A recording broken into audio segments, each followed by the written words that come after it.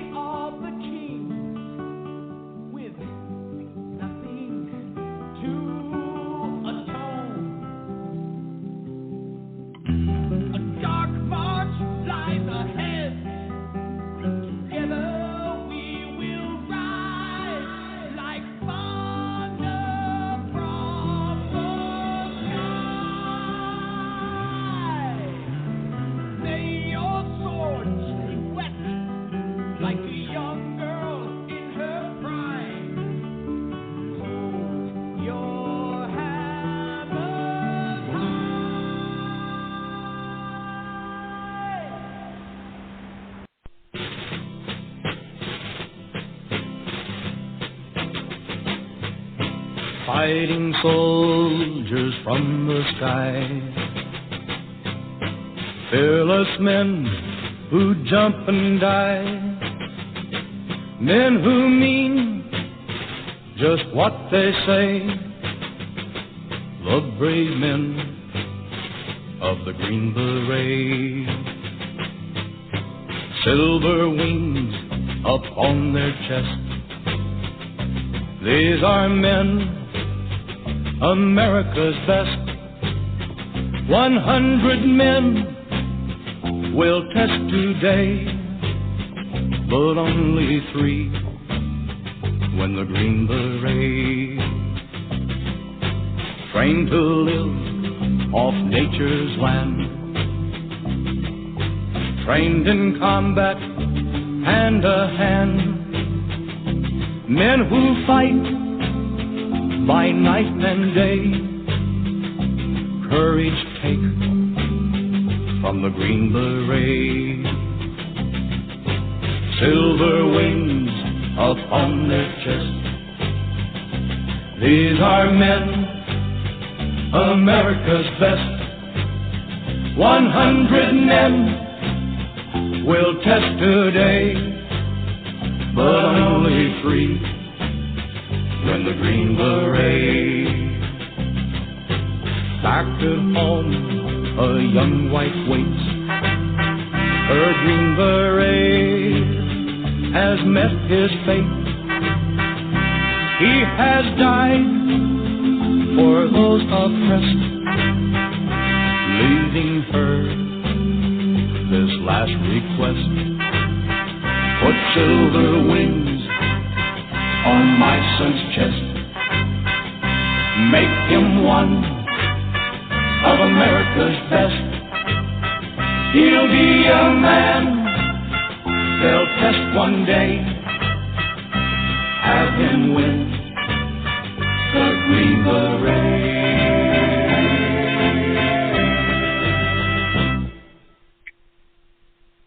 Oh yeah, America's best. Let's see here. Hi, my name is Brooke Johnson from Debt Relief Center. How are you doing today? I'm doing good. Great. I'm just calling to inquire if someone has assisted you in resolving your debt. If not, would you be interested in speaking with our agent to discover how we can help eliminate your debt? Of course, AI. All right. So without your car, mortgage, or medical debt, do you have $10,000 or more in credit card or personal loan debt?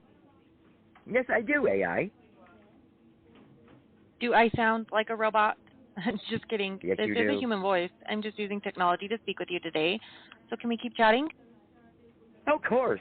Of course. So is your credit card or personal loan debt more than $10,000? Yes, it is. And really quick, can you confirm your state for me? Oh, Connecticut. Great. Connecting you now. All right.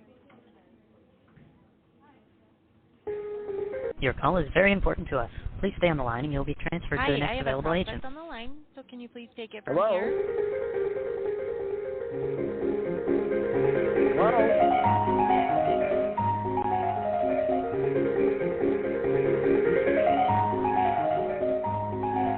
Oh, Mozart.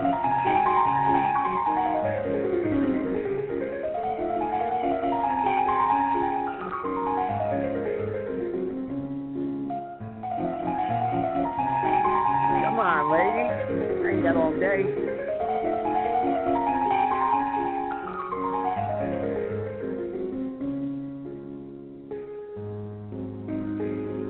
Boom, boom, So this is Christina. How can I help you? Oh, Hi. Jay, how you doing? Hi. I'm doing great. How are you, sir? I'm doing good. Wonderful. Well, good to hear.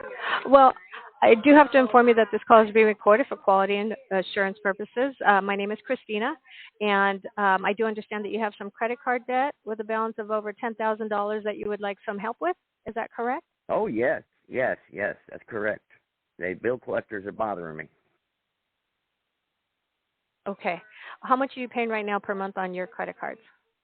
Oh, I'm a couple months behind, but there's several different cards that I'm having to pay on. Okay, so our minimum monthly payment is a minimum of $350. Would you be able to afford that? Oh, yeah, I can afford that, of course. Yeah, I can afford that. It's better than what I'm paying now, or what they want me to pay. And are you currently employed or have a source of income? Yes, I do. I got a good source of income, yes. Okay, good. Okay, very good. And then which state are you currently living in? Right now I'm in North Carolina. Okay. So what I'll do is just go ahead and gather a bit of information so we can put an application together, and then we will perform a soft credit check so we can verify the accuracy of the $10,000 in debt, and then we'll go ahead and do a budget for you so we can determine the best course of action. Okay? And what's my So now, what's what the is fee your you're first going name, to sir? collect? Well, what's the fee you're going to collect for doing this? I don't know yet. I mean, but I is there don't a know fee yet attached until to I this? review the I credit. mean, oh, okay. It varies. I wouldn't know how to give you an answer right now. Oh, okay. But we'll All go right. ahead and do a soft credit check, and I will give you some options. Yeah, okay. Well, where's your Go office ahead. located? Are you a company that you do this? I don't understand how it works. Can you explain it to me? We're in California. We're in Okay. California. All right. So we're located on the West Coast. Okay. And if you're eligible for any of our programs, we'll go ahead and see what kind of restructure we can do to help you get into a lower monthly payment. And how many programs do you have, for instance? Because you said programs. Like, what kind of different programs do you have? We see if you're eligible for any kind of loans first, and if not, then we go ahead and work with the restructuring. Okay, and how does that work, though? I mean, like, for instance, like, what kind of what can you define programs for me? Because you kind of threw me off there. What do you mean by programs, Loans are restructuring. Loans are restructuring. Well, okay, and how would you restructure? I mean, like, you're going to give me a loan to pay off. You're going to give me a loan and pay off all my bills separately? Is that what you're saying? And then I'm going to pay you guys one monthly fee? No. Okay. I'm going to determine what it is that you're eligible for. Okay. I'm going to determine what it is that you're eligible for. Okay. We're trying to get to that point. Okay. So I am going to get your name, address, income. Hang on. Ma'am, hang on 1 second. But, like, what's the criteria to be eligible? Like, what do I have to do to be eligible? I'm going to get your name, address, income, verify the accuracy of your debts, see what kind of debts we're working with. Then we're going to determine if you're eligible based on that information. Okay. I don't know what I'm working with yet. Okay. What you're working with. Okay. So what is your first name? Okay. My first name is Jonathan. Jonathan? That's correct. And last name? Epstein. Okay, and this phone got- number that you're yeah, we- calling from, or Yeah, that we got a you're little bit on, of a bad connection. 347-498-0005. Yes, you can Is use this that phone your number. cell Yes, phone? ma'am. 347-498. Okay. Yes. And what is the home That's address? correct. The home address, 119 Yes. Vance Street.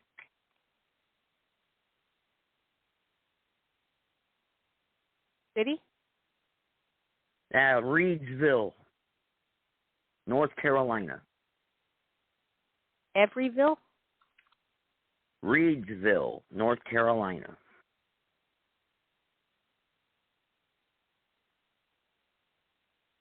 R-E-E-D-S, Reedsville. Zip code? hang on, Reedsville.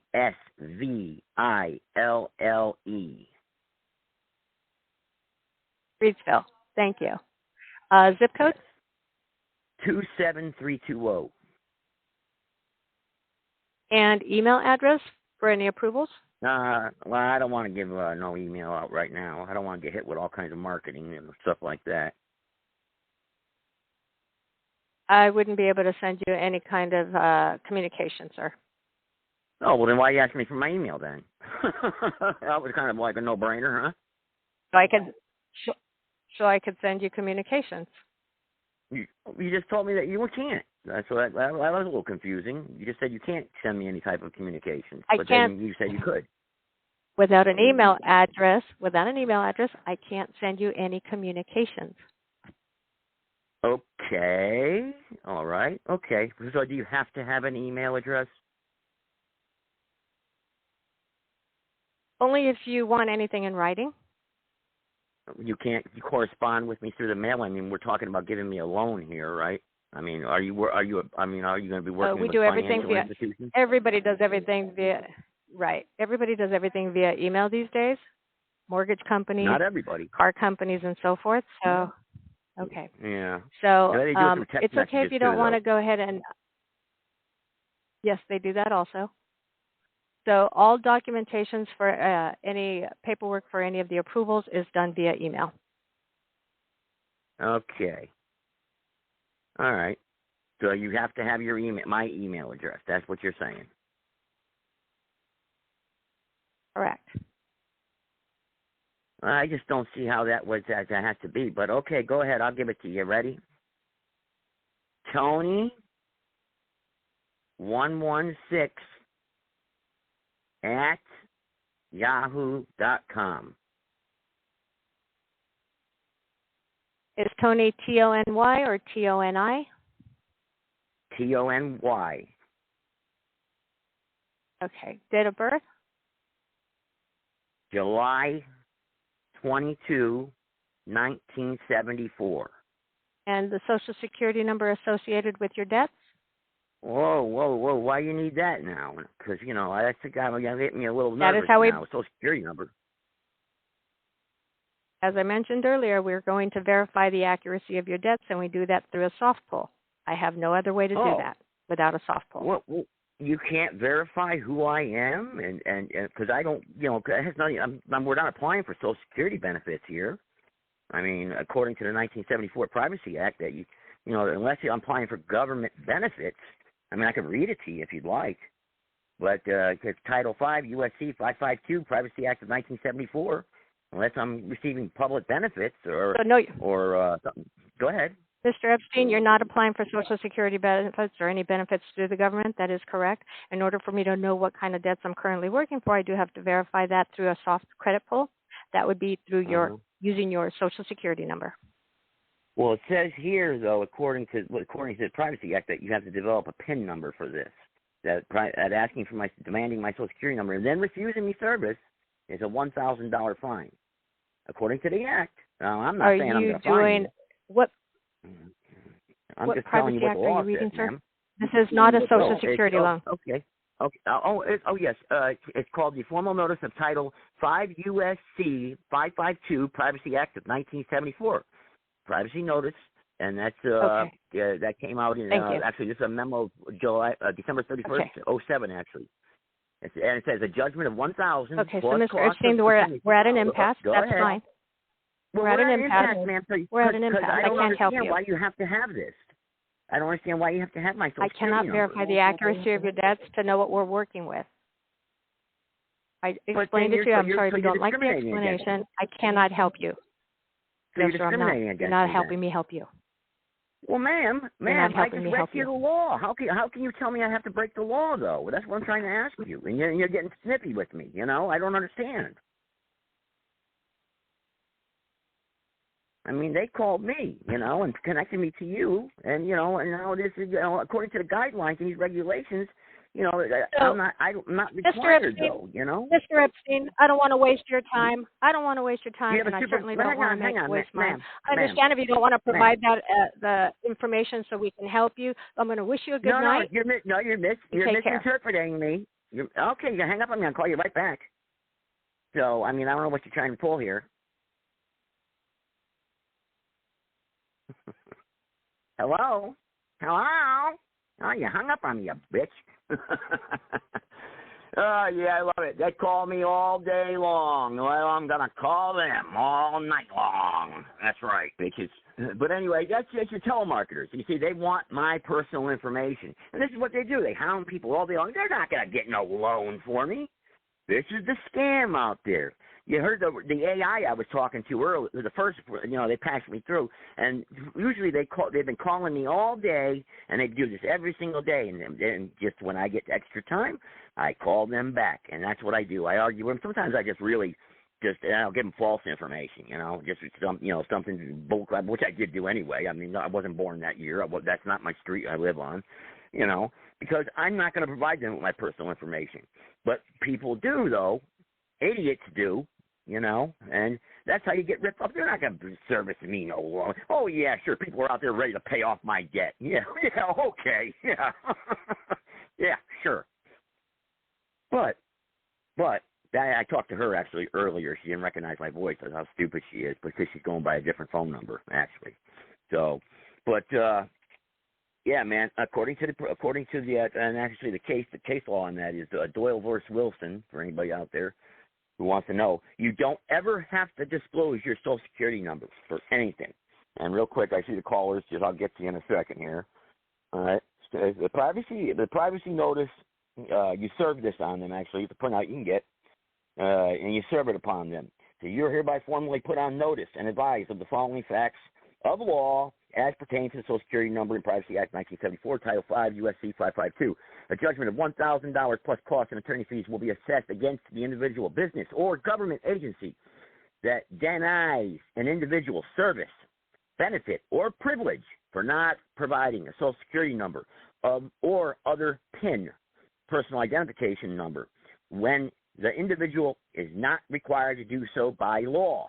A Social Security number or other personal identification number, PIN, such as driver's license, is required to be used only for the following benefits: to receive public assistance benefits, to pay Social Security taxes, to receive Social Security payments and refunds. Those are the only times that you are to disclose your Social Security number. I don't care if it's a police officer. I don't care if it's a bank. I don't care who it is.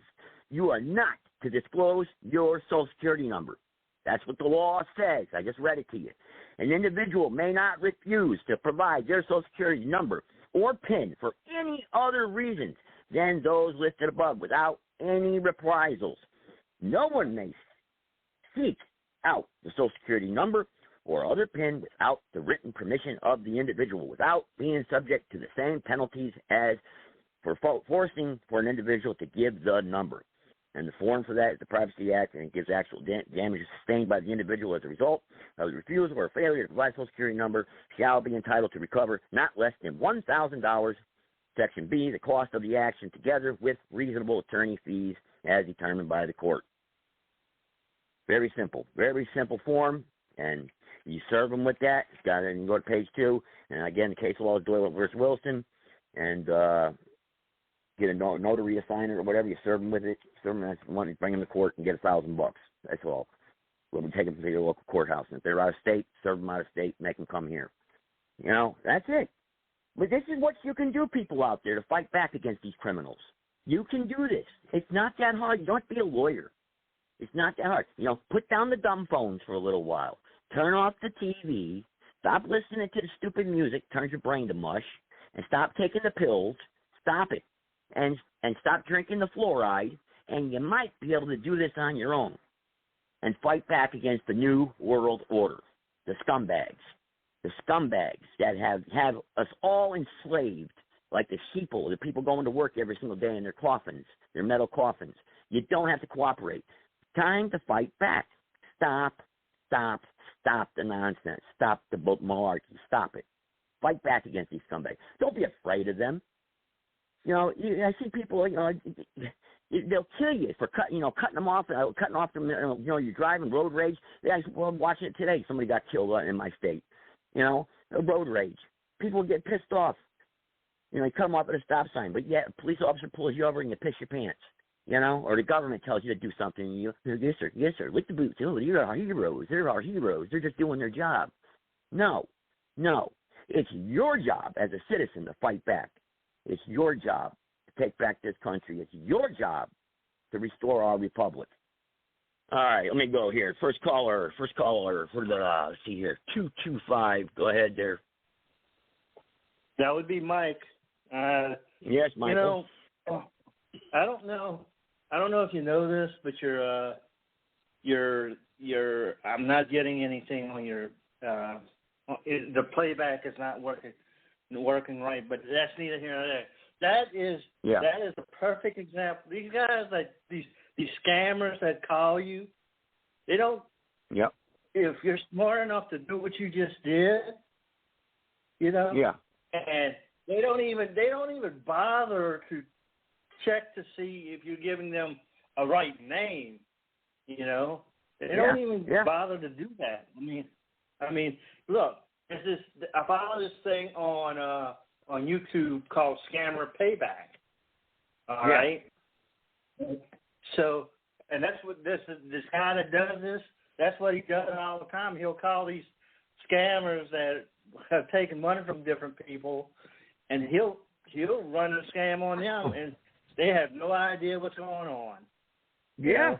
They got no idea. That's what I do. I waste as much time as I possibly can of theirs. They want to call me, and when I'll waste as much time as and they do. They harass the shit out of me. I mean, they call me. I got 89 calls today, at least. You know, I got 908, 907 on here too with us. But it's got to stop, man. I mean, these robocalls are crazy. It's insane.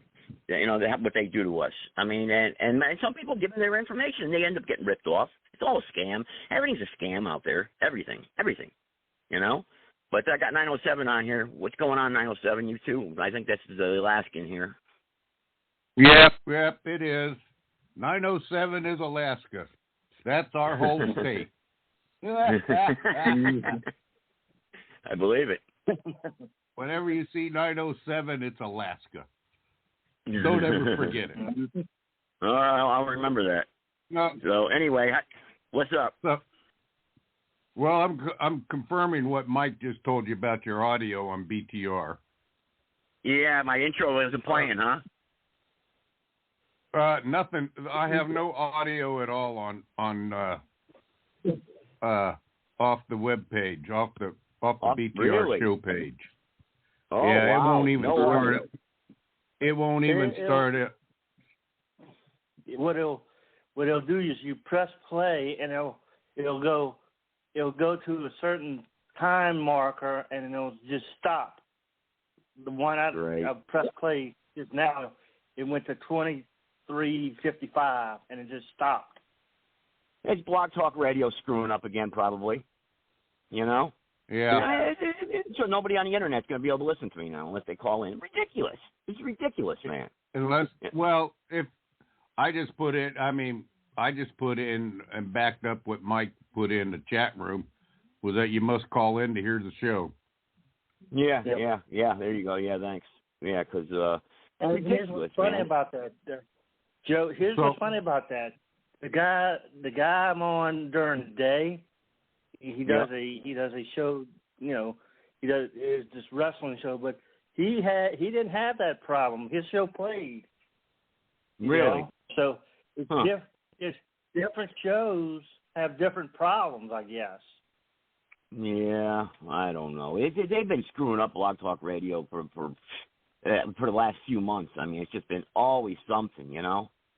I mean, it's just ridiculous. It was ridiculous. I mean, I don't pay for this thing anyway. I mean, I don't pay for it. They haven't charged me anyway for about a year and a half, 2 years now. So, but, you know, other people that are paying monthly, I'd be having a fit, you know. I mean, come on. You schedule a show. I mean, look at Lorianne. Her show got screwed, huh? You know? Yeah. And so, I believe so. But, that, you know, the shows that were on earlier that day worked. Yeah, yep. I remember. You know, you're absolutely correct, man. Well, I don't know. Actually, no, they did not. Oh, really? Because that was Sunday, and Blog Talk was down all day Sunday. Yeah, that's right. The entire site. Yeah. The entire site was down. You couldn't even get nothing. No. Wow. Hey, listen, I was going to say, I was a little late getting in here, and I got on the phone, when I got on and got audio going, you were in the last 2 minutes or so of talking to some lady on the phone. Yeah, it was, when you just scam robocallers, you know. Yeah.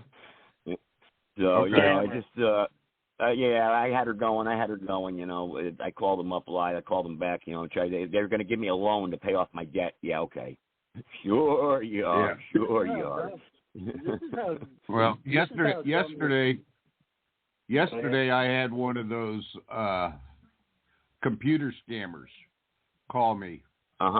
And I was actually hoping to get the police on the line while I had them up. The cyber department was not working yesterday, or the sergeant that was in charge doesn't work on Monday. So I don't know what happened, but you know, I got a callback number, a name, and everything, and you know, unbelievable. I was going to explain to the guy, you know, when I called him back, you know, that I was computer literate, and that I have my, you know, it was either going to be my daughter or my son, you know, on the line with me. They're not going to do anything for you, though. You know, they're not going to do nothing for you. You know? Well, I wasn't worried about them doing anything for me. All I wanted to do was to provide them information, so hopefully they could hack back in and find out where this fucker was. Yeah. You know, and then they could send the feds or somebody in there. You know. Well, and I knew it was a scam to begin with, because he said I had computer problems with my Windows. Well, you know, let's see. I've had computers since they came out back in the 80s, and I've never once had a Windows machine. Yeah. I mean, I've been a Mac Windows man is from designed the to screw very up. beginning. Huh? You know, Windows is designed to screw up and break. You know? Oh yeah. I mean, that's how it's just a screwed up. I mean, you know, they could fix up. They could give us a better operating system than what they've given us now. I mean, what was available to us out there. I mean, I just, you know, it's like that's why when we would get together on Skype and stuff, after Skype had been bought by, you know, Microsoft, you know, we would always call we call Microsoft Microshaft, because after they bought out Skype, Skype started having a bunch of problems. Floyd was there. You know? Well, I've seen that. Skype is. I mean, I think Skype is outdated anyway. I mean, I don't think they've updated that. When did Skype first come out? Do you remember? Ooh. I mean, it was a long time ago, but it was still. Ago? Yeah. That's what I'm thinking. About 15, 18 years ago, somewhere around there, right? It used to work pretty good. But now, but you see, they haven't updated it at all. You know, I mean, there's new ways, there's new systems. Come on, like I said, everything's a scam out there now. Everything, you know, we're backwards in technology today. Yeah, look, Gunslinger's in the chat room. I wonder if he can hear the show or not. You know, I wonder. Well, let's call another special guest here. Let's see here. Well, you guys can stay silent if you want. Let's see. Well, I'm gonna call. Let's call another criminal here. Let's see here if I can get over. It's still early enough for out there on the West Coast. Let's see here. Call one of our legislative leaders here. Let's see, 2, 4. Here we go. All right, let's see here. All right, maybe we should be able to get a hold of somebody. All right, here we go.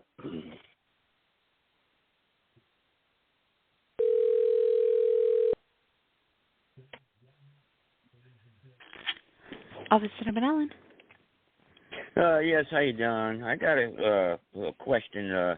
Just wondering what's going on with the border in our state, or when they're going to start, securing. If there's anything in the works there about securing our border down here. I believe that's a question more suitable for the state, for the national senator, the U.S. senator. This is Officer Senator Ben Allen. If you leave your name and zip code, I'm more than happy to relay a message. Well, I just want. Well, I don't want any callbacks or anything like that. I was just wondering if there's anything that the senator's office has got, or what his position is on the border right now. His stance is, what's his I have not had a moment to ask him. I have not had a moment to ask him about this. What is your first and last name? My first name, last name, my first name is Joseph Gibson. Gibson. Okay, and then your zip code. Well, I don't want to give that because I'm traveling. I don't want, like I said, you're not going to call me back or anything, are you? I mean, I just was wanting a response. I figured I'd take the time to call today, and you had to get a response, an official response of what his position is on the border. I don't know that. I haven't had a moment to chat with him, but I can leave a message. Okay. Well, no, you don't have to do that. I was just, since you work in his office, I was just wondering if you knew what the official policy was and his stance on the border. We know it's all over the media, they're talking about the border, and, immigration is a big topic, and I was just wondering what his position was on that. Let me place you on a brief hold.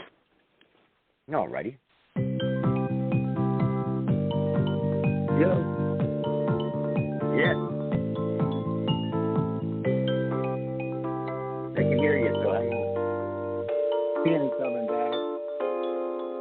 Even with the music playing, they're listening. Trust me.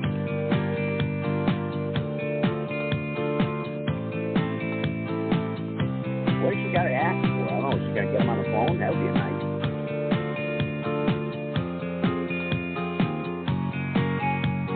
I mean, they don't know what the official position is on the border, what their official position is, I gotta get this off me. Yes. Hey, Gibson. Hello? Okay, or Mr. Yeah. Gibson. Hi. I do not have that answer for you. Would you like to call back tomorrow, and then I can ask him? Sure. I just didn't know if he has some, a record of something where when people call and ask what, just in case they're curious, what the official position was, on the stance of the border, or what the policy was they want to enforce or back up, whether it's state or national level. You know what I mean? Mm-hmm. But I appreciate you taking my call, and I will call back, okay? Yeah, thank you for calling. Alrighty, talk to you soon. Take care. Bye. All right, bye. He was nice. Oh, they always are when they don't answer your questions. Yeah, but He was a lot nicer. He was a lot nicer than the first. Yeah, they always want you to call back, get your name. Other one. Private caller. Because who's this private caller I got with Mike and Boyd on here? Who's the private caller I just unmuted? Hello? Is that me? Hi. That's you. This is Kat. I just oh, hey. first time I called Hi, the show, I think. Hey, Mike. Who else is on here? Yeah, I was just on the phone with a senator. I was just on the phone with a senator there. Yeah, I got Boyd on here too. So. Yeah, which senator was that? Padilla's office. I think that was Senator Padilla's office. It was, or let's see, Collins. Let's see, it was a state senator. Well, hang on, I got it right here. Hang on. Never mind. Oh no, that's Benjamin Allen. Benjamin Allen in California. They're out in California. That was out in California. Benjamin Allen. Yep, that's him. He's a state senator. You were talking to an intern. They don't. Oh, know I know. anything. I know, but I usually like to call them, and they, and I did that with what's her face there, the vice president. What the heck's her name? Kamala Harris. I did that when she was running for president. They got to know me on a first name basis there, so they were like, "Oh, our constituent from the Blog Talk podcast, huh?" So, I'd like to be a little bug, like a little beetle stinging them, let them know. But they never answer any of my questions anyway. I remember Eric Swadwell. I called him up, and I had a big argument with his intern, and they were arguing with me about gun control. I remember that one. So that was about 4 or 5 years ago. But I've even called the Federal Reserve on here, and they threatened me. They said, "Don't you ever call. Don't you ever call." I don't know if you know this or not. I don't know if it's just my iPad or what's going on, but your show, you can't listen to your show online. Yeah, I know. Everybody's calling in telling me that. You can't listen to it via the internet. I think I got 214 here, too. I'm going to connect with us live, so that'll be 5 people. I don't like to overcrowd. Just everybody, please, let's not yell over each other tonight. But anyway, what's on your mind, Kat? I just called in to say hi. That's about it. Oh, okay. And, we had a conversation. I know we had that big debate there the other night. With the now, is that guy really Jewish? Do you know him personally, or no? Or was that all a game, or he was just being a troll? When they were Jew? Yeah. He's a Jew. Oh, he is Jewish. Okay, okay. And he's a troll. And you said, yeah, and he's a troll. Okay, I kind of figured all that. All he wants to do is upset you. So you had your friend call in. And your friend was very upset and just needed to rant and rave, and so that's what they review is for. Well, I mean, what we were talking about, though, was legitimately true, though. And, I even went back and I second-guessed myself, and I was like, wait a second, let me go back and read the Talmud here, which I've never read the whole thing. And I went and did the research, and that is true. They have that disgusting ritual where they cut the foreskin off a child and they suck the blood, and it's disgusting. I'm getting goosebumps thinking about it. But that's what they do, and it's like it's perversion, and it's disgusting, and it's not right. Yeah, but the question I need to ask you is, why would you argue with the Jew about something like that, knowing you're not going to get anywhere, and knowing that he's loving upsetting you? He was loving it. Well, you all were really upset.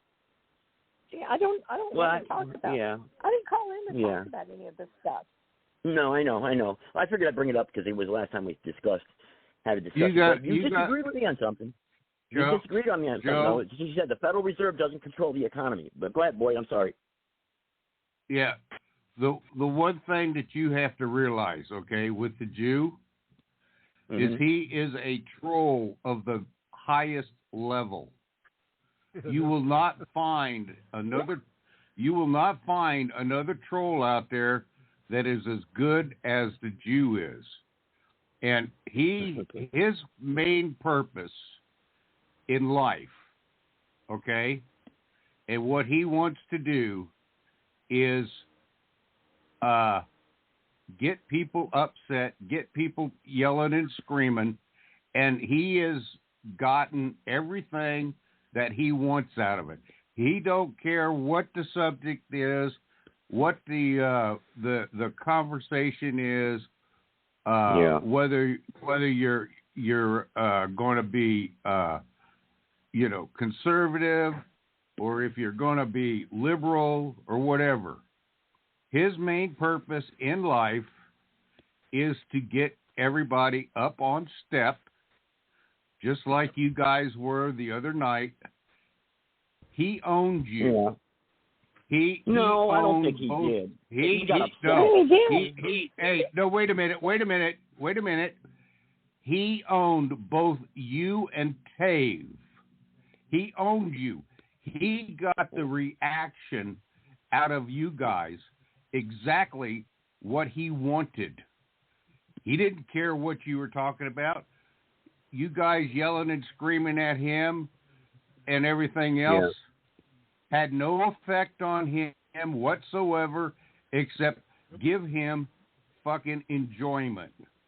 He was enjoying the shit out of it. He couldn't give a shit what you called him or anything else. But he owns you. He had you right where he wanted you. But listen, if that's what he gets off on, that's fine. But it doesn't mean he owns any of us, because people that were listening, look, did they think twice about the thing? Did anyone know about that Talmud practice? Maybe you did. No. Maybe you've heard us talk about this. But maybe other people that were listening. Yes. Nobody cared. Nobody cared. The thing was, when they reached you all were free. You wasted. It's just so negative to feed into his energy. I kept telling y'all, I kept saying, ignore him. He's a troll. He's an asshole. Stop it. Yeah. And y'all just kept on doing it. You know, and you all looked ridiculous. You really.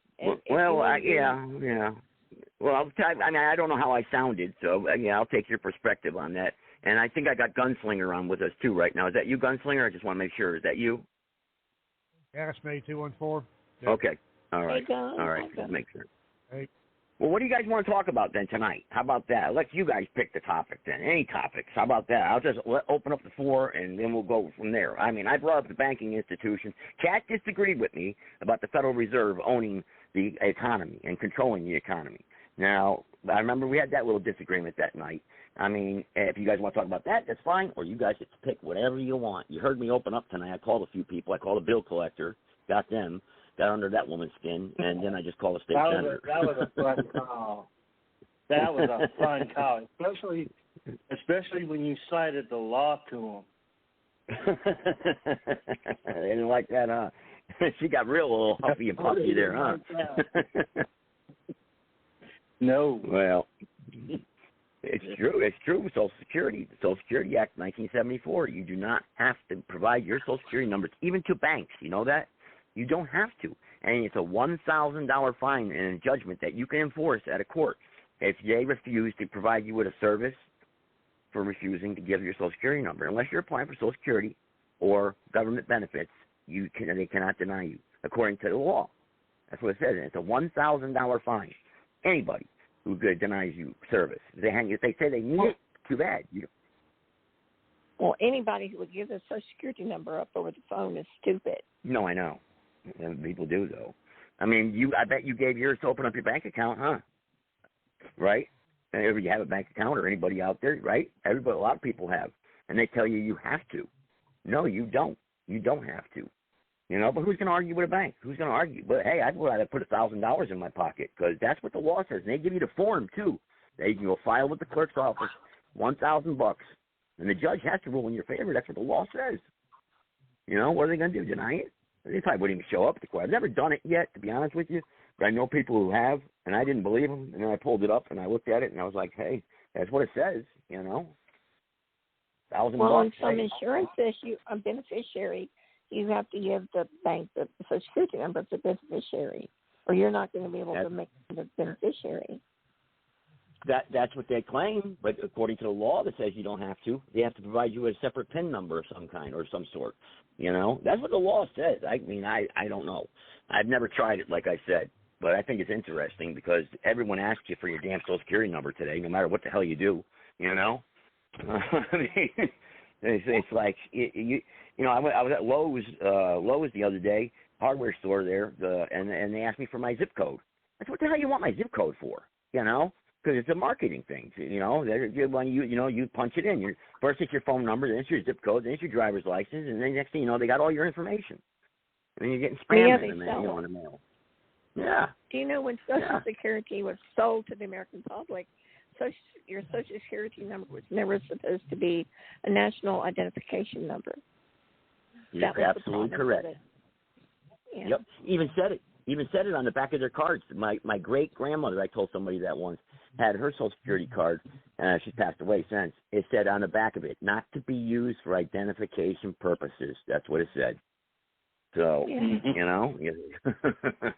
Yeah, but back then, yeah. And what's one of the things they're giving these illegals? A Social Security number. Yeah, yep. I mean, what's up with that? What's going on down there in Texas, Gunslinger, with the border? It's no longer on the news anymore. No border crisis anymore, I guess. Well, it's kind of, yeah, well, they're still talking about it. It's kind of slowing down a little bit here in Texas anyway. Now, since, Abbott deployed all those, state guard and all that stuff, and it's just reduced quite a bit. In fact, a major reduction in the people coming across on the Texas border. Now, that's not including the rest of the border, all the way to California. This is just here in Texas, but at least it's a bite out of what was coming in. Okay. So they shut it down there, huh? They closed it. It's closed down there. Wow. Huh. Yeah, that's interesting. That one area that was seeing, 1,500, 1,200 people, like every day or so, it almost reduced to zero. It's like maybe 3 or 4 now. Really? At that point. That point, where they built that temporary military base and all that shit down there. Okay. Yeah. So it took a bite out of it. It really did. So, you can secure the border. There is no doubt that you cannot do it. You can do it. Okay. It can be done. Because Texas, look at what we've done down here. You put enough razor wire, you deploy enough law enforcement, you may not be able to completely stop it, but you can slow it down, at least 90%, which is good. Well, I would say that too. Yeah. Wow. Well, heck, Gunslinger, that's interesting. Even those buoys in the Rio Grande help out. Well, there's multiple methods that they're using. Those buoys that are floating out there in the Rio Grande, okay, and the razor wire they got on the deal. They got layer and layer. They got about 3 different layers of razor wire, okay, and good. I'm for putting piranhas and alligators in the goddamn river. Hey, I got another private caller. I just unmuted. Who's this? Sarge? Is that Sarge? Indeed it is. And, boy, I'm glad to see that you got this topic opened up here and kind of opened up the show, the commentary. And I see that my friend and colleague Kat is here. And I sent Kat not too long ago a video clip of me when I was a minor celebrity in Chicago being invited as a journalist to a Chicago City Club, which was kind of the big meeting house for politicians in Chicago and issues that were debated there. And Pat Buchanan came in there, and I was invited there to have lunch with him, discuss things along with other commentators in the Chicago area.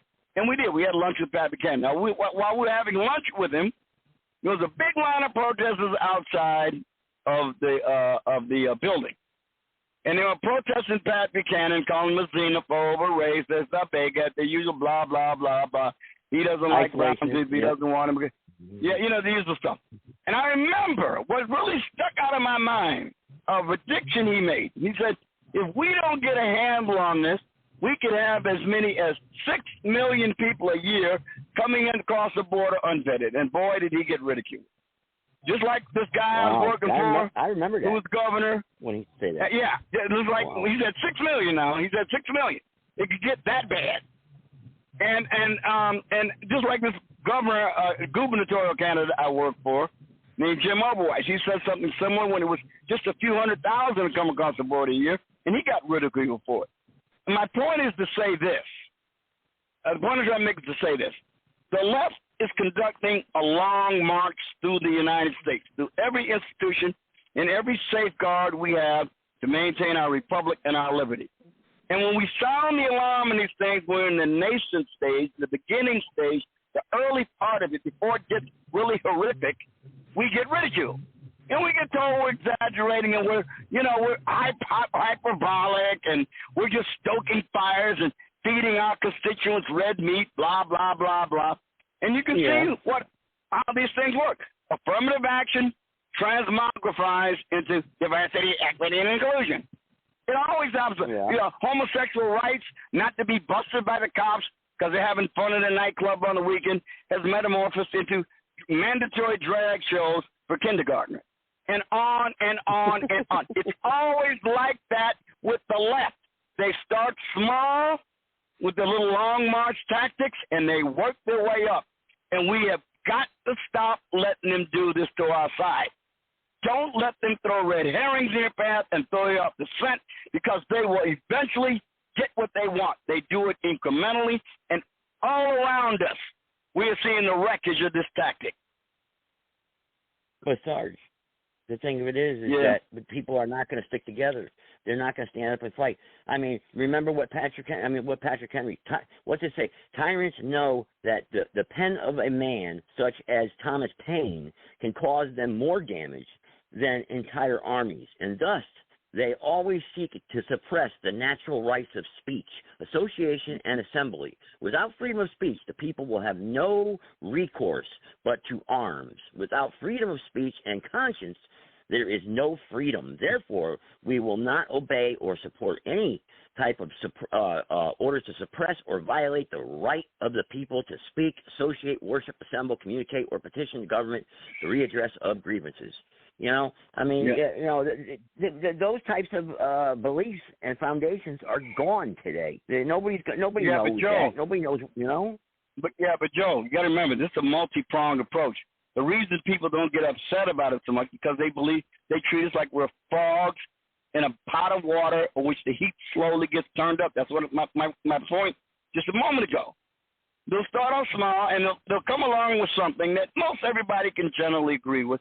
Kind of like, it's like Hegelian dialectics, where you come up with a thesis, an antithesis, and then you work toward a synthesis. That's where they start on all of these little problems at first. They start off with something everybody can agree upon. Well, everybody should have basic human rights. Well, nobody argues with that.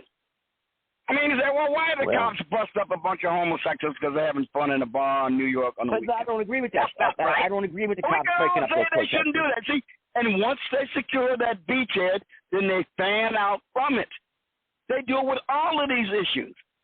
See, they will find, and like I said, they'll find an issue peripherally related to the issue at hand, which is normalizing deviancy and destroying the family. That is the goal. That is the ultimate objective.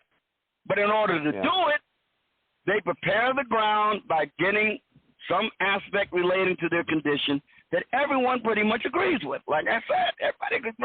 Why hassle somebody because they indulge a lifestyle with other consenting adults? Why do you want to hassle them for that? And everybody agrees with it. And so the next thing you know, you get some legislature and do some kind of legislation that says, okay, no more police raids and it shall be illegal to do blah, blah, blah, blah, you know, but boom. And that's it. And everything goes from there. It's like that with everything they do now. Everything. I tell you what, you name any problem we're looking at now, any of them, and you go back and look at the genesis of them, where they all started taking root, and they always start small, all of them. And now look at their huge problems today, like homelessness and drug addiction and open air drug usage. Now, admittedly, we got a huge overdrive boost start with George Floyd. That kind of changed the landscape hugely. It's relatively rare when you get a single incident that can really change the culture so radically in such a short period of time. And George Floyd did do that. It provided an opportunity like, I don't know, a horse vessel or something provided for the Nazis. But nonetheless, that's relatively rare. Usually it's a slow, incremental buildup over time, kind of like this immigration situation we got now. Well, we got to be on the lookout for this tactic whenever we see it. Whenever we see it, we got to call it out, and we got to call it out immediately. Well, here's something that I am totally amazed at right now. Okay, we got these protests going on the college campuses. We've got Trump in court. Okay, now we have a shooting in Charlottesville, and three officers are dead. Multiple officers are wounded. Four are dead. 4 officers are dead. Okay? Multiple officers wounded. We know one shooter was dead. I don't know about the rest of the shooters, but it's not on the fucking news. This is their goddamn biggest opportunity for their gun control argument. And they're not even talking about it on the news. They did here. They did here, and you know what? I'm not going to shed a tear for those officers that got murdered. I'm not going to shed a tear because you know why? I know why. If it's true what they're reporting, they raided that guy's house because why? Because he was a felon in possession of a weapon. Yeah, bull crap. And even if he was, so what? A violent felon in possession. He was a violent felon in possession. Ooh. He committed multiple violent crimes prior to being identified as a felon in possession. That's what they say. And did he commit a crime with the weapon he had in his house at that time, or was he? I mean, he wasn't like that guy. He wasn't like that guy in New York who was just doing a gunsmithing hobby, and the ATF bust in and got him with unserialized, partially completed frames and receivers. Oh no! Why did that guy this guy was the real deal. This guy was a real deal violent felon. Why did the guy kick his door down and go in there like that? Why? Well, you can argue about tactics. I mean, you can argue about tactics all day long. There's always a better way to do something. The point of the matter is this guy needed to be dealt with one way or another. Because he was going to do it again. Because his entire history, look, all of this violent crime and homicide and murder is being done by a relatively small percentage of repeat criminals. It isn't the biggest part of any population. It is a small percentage of radically violent repeat offenders. He was that type. So, I mean, look, you can argue about the tactics, and I'll accept that argument because that's what I did as a police firearms and SWAT team instructor. I argued about tactics all the time. There's always a better way to do something. The point of the matter is this guy needed to be dealt with. Was he wanted? Can I ask a question? Yeah, go ahead, Kat. Are you defending this guy that got killed? Yeah. If it's true that he was just being arrested because he was a felon in possession of a firearm, because I don't believe in that law. I think everyone, when you discharge out of prison, all your rights are automatically restored. And he was on probation or parole. He was still on probation or parole. I don't think he'd been discharged from the prison system completely. If that's true, okay. But if it wasn't, then that means that his rights. But wait a minute. That means his rights are circumscribed as long as he's not completely free. I mean, let go. When you're in prison, they can search your cell anytime. When you're on parole, you can have where you're staying searched by your parole officer. Well, wait a It's either that or go back. It's either that or go back to jail and stay in the jail cell. But Joseph is I guess saying he doesn't believe in those laws. So are you saying if there's laws we don't believe in, then we should be allowed to break them? if they're unconstitutional, yes. If they conflict with the Constitution. Determined to be. They have to be determined to be, and then they're invalid. Hang on, let Kat say something. Go ahead. But do you mean that what you're saying, if you say something is, but I ask you a specific question. Do you believe that that guy's rights were being violated when they went there to arrest him? They were there to serve a warrant. Are you saying that we're in violation of his constitutional rights to own a firearm? If the reports that I saw in the beginning, which I have not bought any latest reports, this was as of yesterday late, that I would say yes, his rights were being violated. But Sarge is telling me something different now. This guy's a known convicted felon who's out committing violent acts towards the community. If that be the case, then okay, he has to be stopped. You know, but if he's just, go ahead. If I think your knee-jerk reaction to just, because here's the thing, it's like Boyd said, this is not on the national news or anything. This is part of that censorship I've been telling you about that's going on. Because there's a lot of things that happen here in Austin that are horrible that don't even make the national news. It even hardly makes the evening news. We have to learn about it from this app called Nextdoor. Yep. You know, Yeah, I got that. I have that here. Yep. Yeah, you're right. You're right. Censorship. You're right. That's why the press is so important. That's why That's why this First Amendment is so freaking important. You know, and if we censor everything, how the hell are we supposed to know the truth? Right? Well, Joe, look, I'd like to revisit this issue with you about unconstitutional laws, and I'm with you on that because I'm always talking about unconstitutionality. But it was like during the Civil Rights Movement. The South had all sorts of unconstitutional laws that violated the 14th Amendment. Again, the common law that is the Constitution of the United States said it was illegal to deny to any citizen the privileges of immunities of all of the citizens. That is unconstitutional. But the states, in the southern states, had passed these unconstitutional laws, which they were allowed to enforce because nobody had said they were unconstitutional. Nobody had gotten that issue before court to have that determination made. Now, the civil rights marchers were prepared to accept the consequences of violating those laws, and that is one of the reasons they got overturned, because they were punished for disobeying an unconstitutional law. They wanted to be arrested because they understood they had to face the consequences in order to get the change. And that's the point I'm trying to make. I mean, we do believe in the 10th Amendment. We believe in the 10th Amendment. We believe in states having a right to legislate in matters that they think they are entitled to legislate in. But we all agree that whatever they legislate in must be in conformance with the supreme common law of the land, the United States Constitution. So whatever statutes they pass have to pass constitutional muster. And the only way to get that tested using the court is if somebody gets arrested or charged over it. But that's stupid. Let's make laws that are unconstitutional just so we can prove that they're unconstitutional so people can be arrested. That makes no sense. Elect people who won't pass unconstitutional laws. Look, what you want to do, ideally, is to elect people who won't pass unconstitutional laws in the first place. And Sarge, this is the point that Trump's making by saying he's going to go to jail because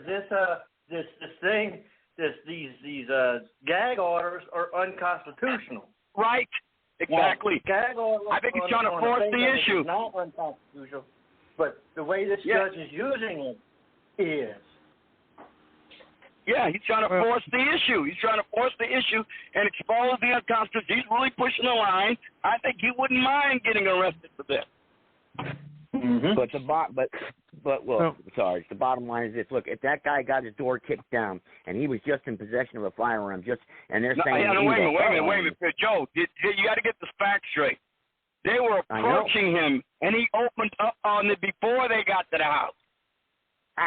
Listen. Okay. Listen. I saw a TikTok video. The shooting started. He shot 4 of those officers before they got to the house.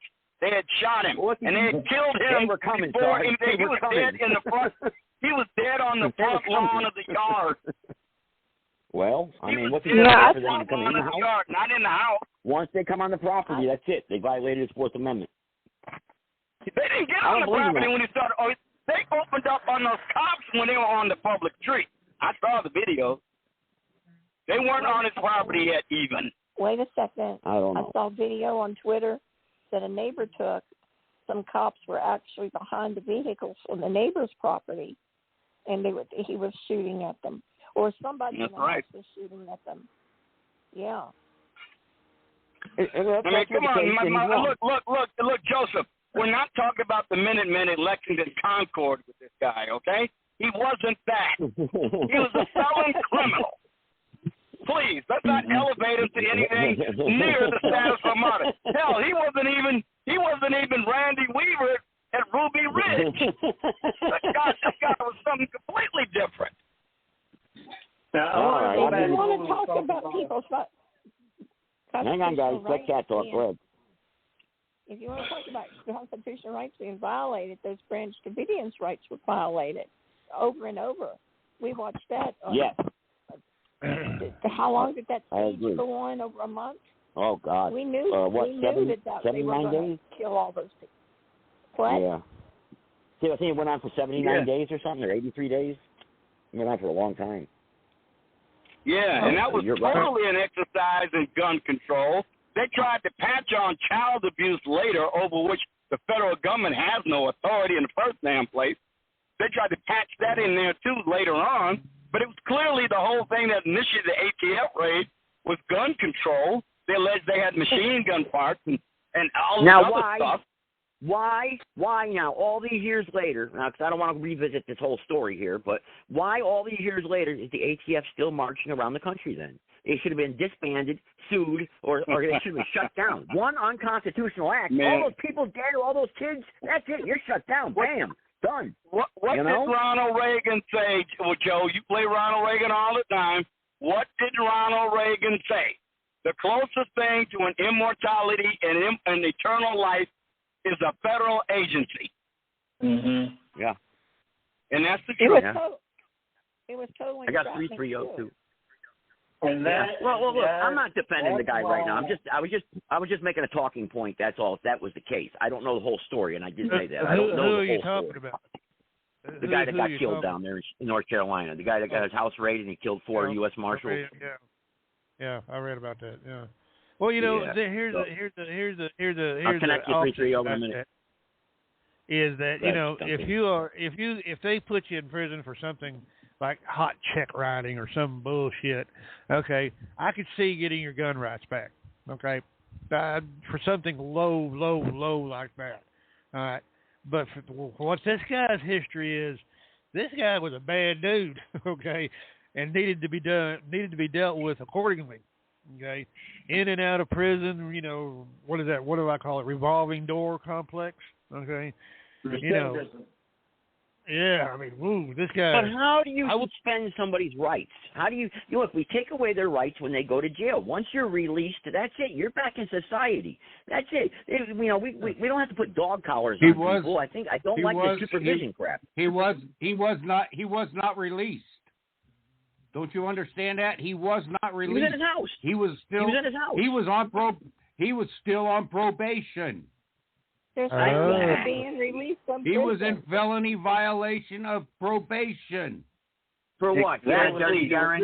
You know, come on, or something look, stupid. You got to remember again. I got to keep Joe. We got to keep emphasizing Joseph. Yeah. You know what you really need to do? You need to go to New York City and apply for a job with Alvin Bragg. I've been to New York City many times, but I don't know what Alvin Bragg is. I don't know what that is. Alvin Bragg emphasize is looking for people like you.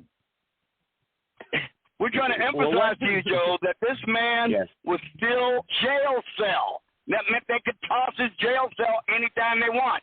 But if you want to get out on probation, you got to comply with the terms of your probation or parole. That means all of them. That means you can't possess a firearm, period, till you're off, and then get your firearms rights restored. He was in violation of that.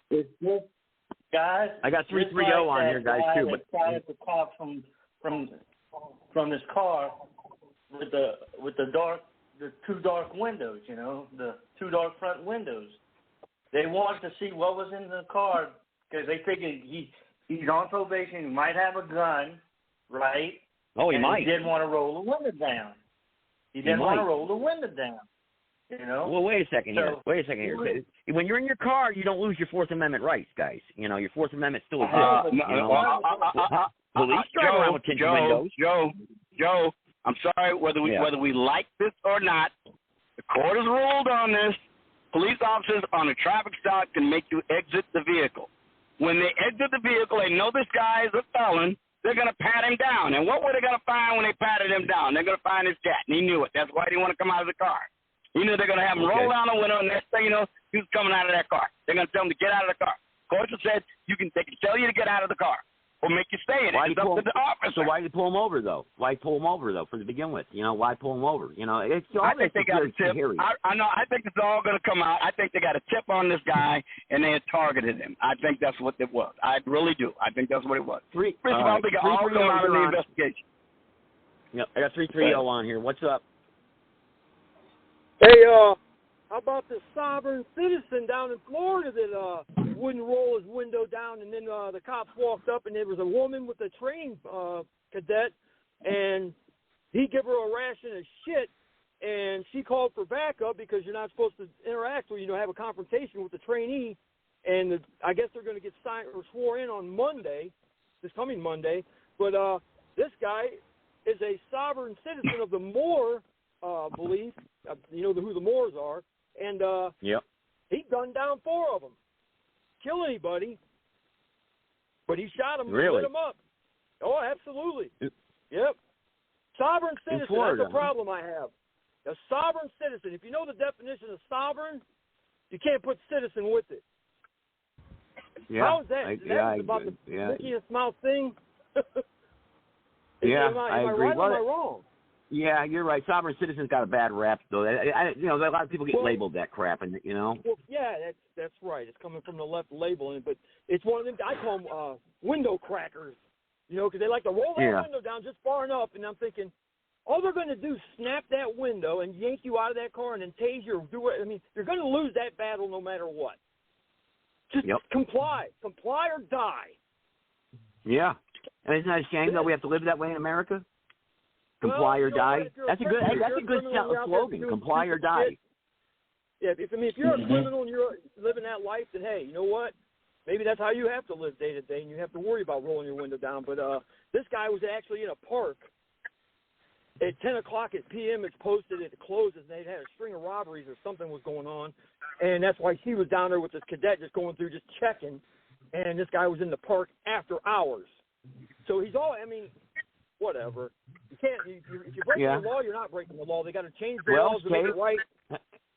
Let me say this. Article, Section 2, Clause 1. The citizen of each state shall be entitled to all privileges and immunities of citizens in the several states. The Supreme Court has long recognized the right to travel from one state to another under the Privileges and Immunities Clause, as well as other constitutional provisions. For example, the court held that the state could not constitutionally limit access to medical care to its own residents and deny access to non-residents without interfering with the right to travel. And that's Savinas versus Roe. The court characterized the constitutional right to travel as having at least 3 different components, and then it goes into the components of traveling. I'm not going to read them all. Well, think about it. You look at the thing, it's like the commercial. It's a commercial thing. You get a license to drive a commercial truck. You have to have a license to get married. You have to have a license to do every damn thing in this world now because everything's controlled by the government and the banks. So take away the commerce, and then you're all right. Sorry, Joe. Go ahead. You ought to spend some time, Joe, like I did when I was a police officer. I picked up the Illinois Criminal Code, Chapter 38, and started going through all these statutes. They got the damn thing, it's like 800-900 pages. Just a jump in Chapter 30. I'm not talking about the vehicle code, just damn Chapter 38. Some laws are just so ridiculous and absurd. I'm saying, who in the hell in the legislature decided to pass this crap?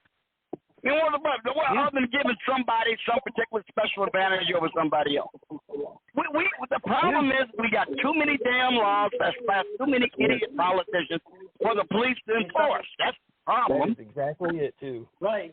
They make up a law to enforce the law so they can put somebody else in a job. It seems like there's just the buddy system. We got more laws to provide more criminals to go to jail for more people we can hire to get our friends and family in. And make up all these bullshit entities or whatever. Who knows? 18 different 3-letter agencies in this country now. Oh, man. Yeah. And like I said, the vehicle code is even worse.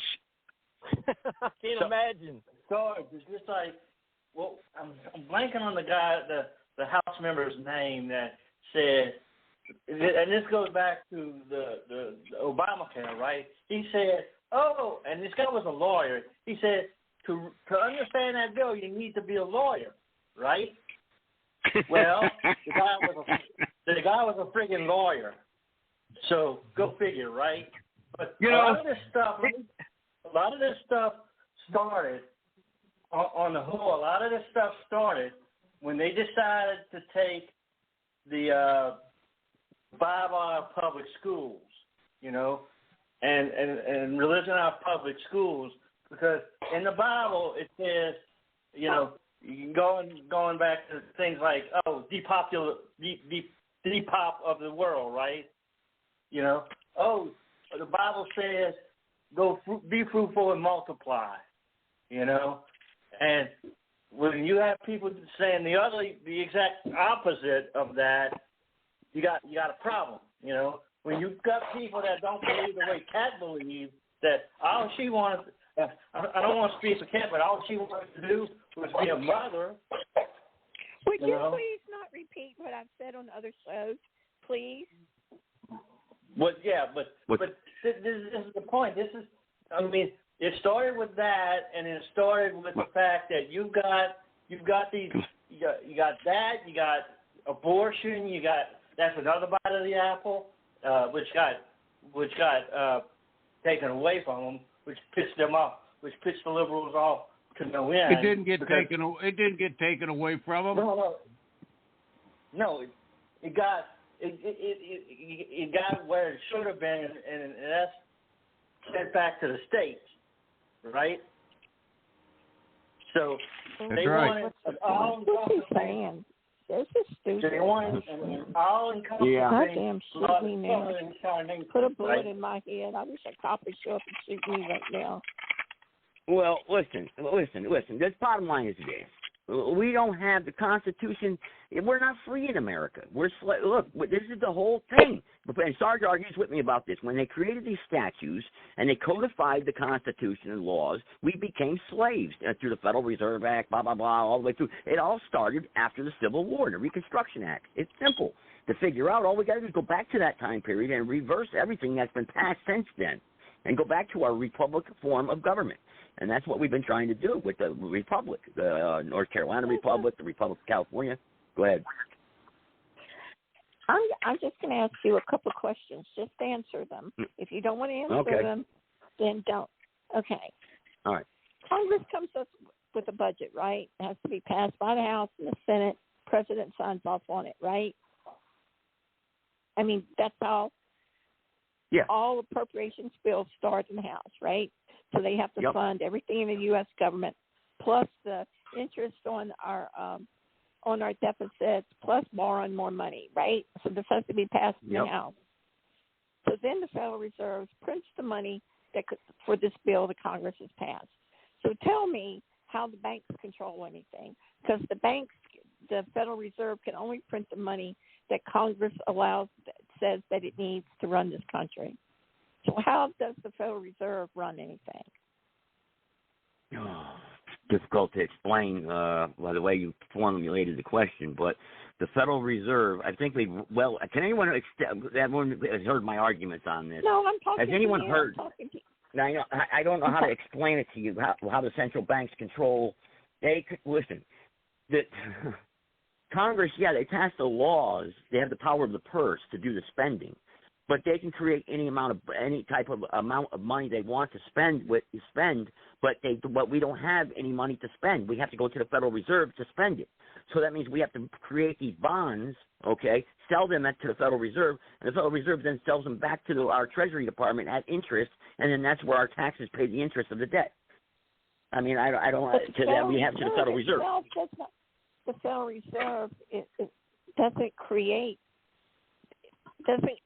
Yes, they have the money printed, but they don't create the amount of money. The Federal Reserve doesn't have power over anything that happens in our government. I don't understand why you think that. It's multinational. So you don't think they do? You don't think they do? It's multinational corporations that do. You don't think that the Federal Reserve? So let's think. Hang on. The Federal Reserve controls your mortgage. It controls how high your car payment is, low or high. It controls whether or not you don't think it does? Sure it does. It controls the banks. No. It feeds the banks all the money. The Federal Reserve is unregulated by anybody but themselves. They answer to nobody. Okay, this guy, my God. Listen, the reason that interest rates are the reason that we have interest rates so high is because so much money has been printed. The reason the money has been printed is because the government told them to reprint that money. Hello? Well, that's a fact. That's for sure, yeah. And also because of our energy policy. When Joe Biden cut down and cut cut back on all of the great things Trump has done. And Trump said it was going to happen, that interest rates were going to jump. And sure as shit, it did. The Federal Reserve didn't cause the interest rates to go up. Okay. What was your other question, real quick? I'm going to try to find something here on the Federal Reserve. But what's your other question? I just want to tell you, and please believe me when I tell you this, what drives everything, what drives domestic policy is foreign policy. Foreign policy is the driver of everything, our economy, our health care, everything is driven by foreign policy. Everything that you all are sitting here bitching about is driven by foreign policy. Okay. Well, that's got to be somewhat true because everything we have, and some of let's talk about most of the people in our government have dual citizenships, number one. Number two, they blatantly ship all of our money everywhere except here. That should be everybody's number one set up point more than anything. Is not taking care of ourselves first and foremost. Okay. Chat. Listen, guys, I got a 4-minute thing here that pretty much explains what the Federal Reserve does. Wait a second. Who put this out? Because I think some conspiracy stuff on my hang up. Well, it's not. It's actually Charles Schwab put it out. So if that's what it says in the channel. So, but anyway, this will explain it. Trust me. It's about 4 minutes. That's like the shortest video I could find that'll explain it in real quick terms. But let me play this. Reserve, or the Fed, is the central bank of the United States. As the central bank, it determines our nation's monetary policy. This means the Fed determines how much money is floating around in the U.S. economic ecosystem, ready to be spent on goods or services. By controlling the money supply, the Fed is able to influence both interest rates and the health of the overall economy. The Fed's goal is to keep two important economic metrics in check: unemployment and inflation. The Federal Reserve has a few tools to influence the economy, but its primary focus is the federal funds rate. This is the rate banks use when they lend to one another. Let's look at how this works. Banks are required to keep a certain amount of customer deposits on hand. This is called the reserve requirement, and is set by the Fed. If a bank is short one night, it'll call another bank and borrow money so it can meet the requirement. By influencing this interbank rate, the Fed also influences other short-term rates. Here's how it works. Banks profit by borrowing money at one rate and lending it out at a higher rate. Now, suppose the Fed increases the federal funds rate. Banks don't want to borrow at a higher rate and then loan at a lower rate. This would cause banks to lose a lot of money. So when borrowing rates increase, a bank raises the rate it charges its customers. This is how an increase in the federal funds rate can cause a ripple effect throughout short-term rates. These changes in interest rates also impact the U.S. economy. For example, if the economy shows signs of slowing, the Federal Reserve will lower short-term rates in an attempt to turn things around. As a result of this, banks will decrease the rates for their customers. These low rates make it cheaper to borrow and less attractive to save. This leads to increased spending, borrowing, and investing. The Fed hopes these actions will lead to economic expansion. Changing an interest rate isn't as easy as turning a dial. To drive the federal funds rate toward its target, the Fed uses open market operations. This is where the Fed enters the bond market to buy and sell government securities. Doing this influences supply and demand, and thereby changes the federal funds rate. Historically, the Fed's open market operations only bought and sold short-term government securities, and therefore only influenced short-term interest rates. However, as a result of the Great Recession, the Fed has employed more unconventional monetary policy and has started purchasing longer-term securities. It did this to influence long-term interest rates. This process is known as quantitative easing, or QE. The Fed's actions can impact key economic measures like unemployment and inflation. For example, reducing long-term rates allows the Fed to help lower rates on mortgages or other types of loans. This could lead to things like people buying new homes or companies taking out loans to build a new factory or launch a new product line. These new commercial projects lead to companies hiring more people and thereby increase employment. However, when the economy grows too quickly, or grows for a long period of time, it can cause inflation. Inflation is the rising cost of goods and services. To reduce inflation, the Fed increases rates, making it more expensive to borrow money. When it's too expensive to borrow money, businesses will reduce expansion and consumers will start to spend less. This decreased demand will cause prices to fall, lowering inflation. Now that you have an idea of how the Federal Reserve influences interest rates and the purposes of open market operations, you should be more comfortable when you're reading a... There, I would say that has total control over our economy. That's what I would say. That's not and what it he controls said. every... That's not what he said. Sure he did. He said it controls monetary policy.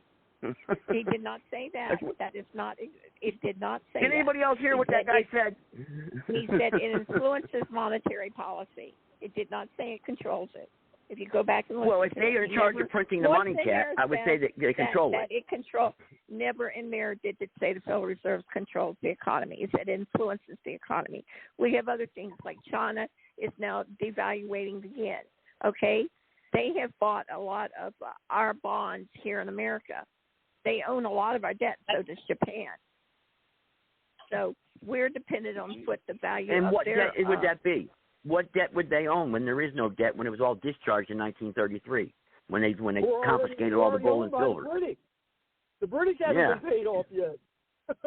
Hey, y'all talk these conspiracy things. You don't talk, like what's practical and real.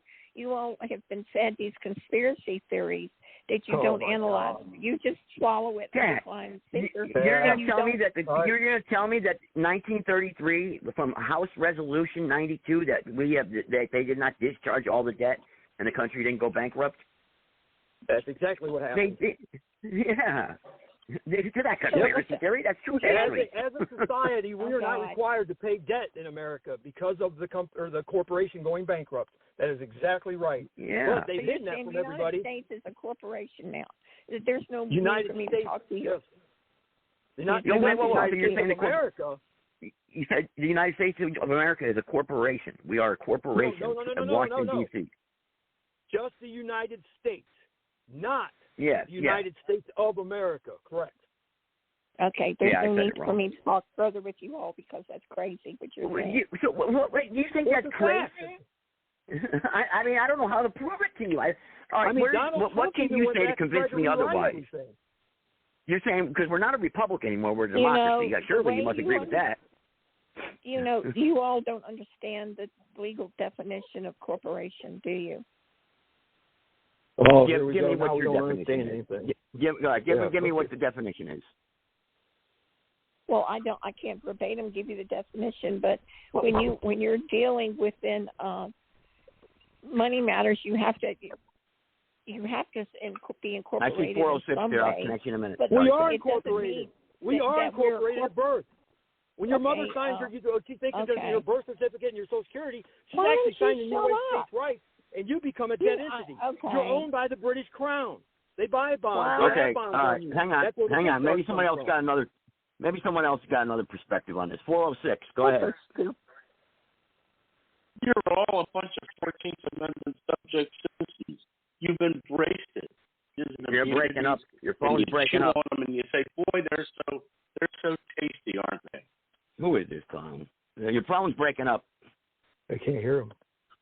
I can't hear him either. Boy. It's Oscar Alpha Juliet. Oh, boy. Oh, boy. Well, anyway, here we go. Buckle down. Buckle in. Put on your seatbelt. He's got a bad connection. You got to call back in, whoever you are, because if that really is him, because he's got to call back in. It's OAJ. I can't hear him. Yeah. But anyway, Kat, are you going to sit here and tell me that the 14th Amendment? You understand the Reconstruction Act? I mean, I don't understand. History is history. It happened. There's documentation of it. We can't deny it. I mean, I just don't understand. You're saying we're conspiracy theorists. I mean, I guess this is how a lot of the public feels. Y'all just take little teeny bits of information and run with it without understanding historical context of things. I see or 202 understanding also. anything. Y'all just, I know, that was one angry Jew calling up to agree with you, actually. Tell him we're all... Well, he was 406. He was 406. I got 202 also. Let me try 202. That's 202 also? Look, Joe, look, the reason why we can't go along with it is because we already agree here. We talk about this all the time. We already agree there's all kind of unconstitutional BS laws that are being passed all the time. We all agree on that. But we know what is the supreme law of the land. It's the United States Constitution. I don't give a good goddamn who passed what in 1871 or anything else. It did not change the supreme law of the land, which is the United States Constitution. So it did, I think even if you are doing this, I think you are exaggerating the effect of it. Absolutely. So if we have a republic and we're supposed to go by a standard of law, which is a constitution, and somebody bypasses that and we sidestep that and create something new, you're going to tell me that's no big deal? I didn't say it was a big deal. I said it does not change what we are constitutionally. It means that we may have let a bunch of rogue people who govern us get away with it. That's all it means. It didn't change what we are as a nation or our method of being governed. It did. We have to stop letting them get away with it. I just don't know how to. I'm baffled here. I just don't understand. Ron Reck, where's Ron Reck? I see him in the chat room. Maybe he can explain the corporation thing and how the Federal Reserve controls the money. Look, it is really a simple explanation of what a corporation is. A corporation is a group of people or entities that are recognized in law as a single individual. That's all a corporation is, really. That's all it means. And so then when you say the word corporation, like board of directors, stockholders, they're all part of the corporation. But in law, they're recognized as a single entity, like a person would be. But they're not actually a person. All right, hang on. All right. Beginning in 1962, they were known as the American Zionist Council, and President John F. Kennedy was ordering them to register as foreign agents, along with the members of the U.S. government. The Zionists fought against this in in October of 1963. Forms were prepared for them to register, but the next month, JFK was assassinated, and Israel has never been asked to register since. 4 years later, Israel attacked the USS Liberty, murdering dozens of Americans and injuring over 100. The U.S. government helped them cover it up as an accident. Is that conspiracy theory? On the day of 9/11, 5 Israelis who were seen photographing the collapse of the Twin Towers and celebrating were arrested and detained for several weeks. In documents later released by FOIA request, the FBI redacted their faces in pictures where they were posing in front of the burning towers and described them as being happy and jovial, whatever the hell that means. One of them stated that Israel now has hope that the world will understand us. The end of the declassified document asks if they had foreknowledge of the event and were there to film it, and the answer was redacted.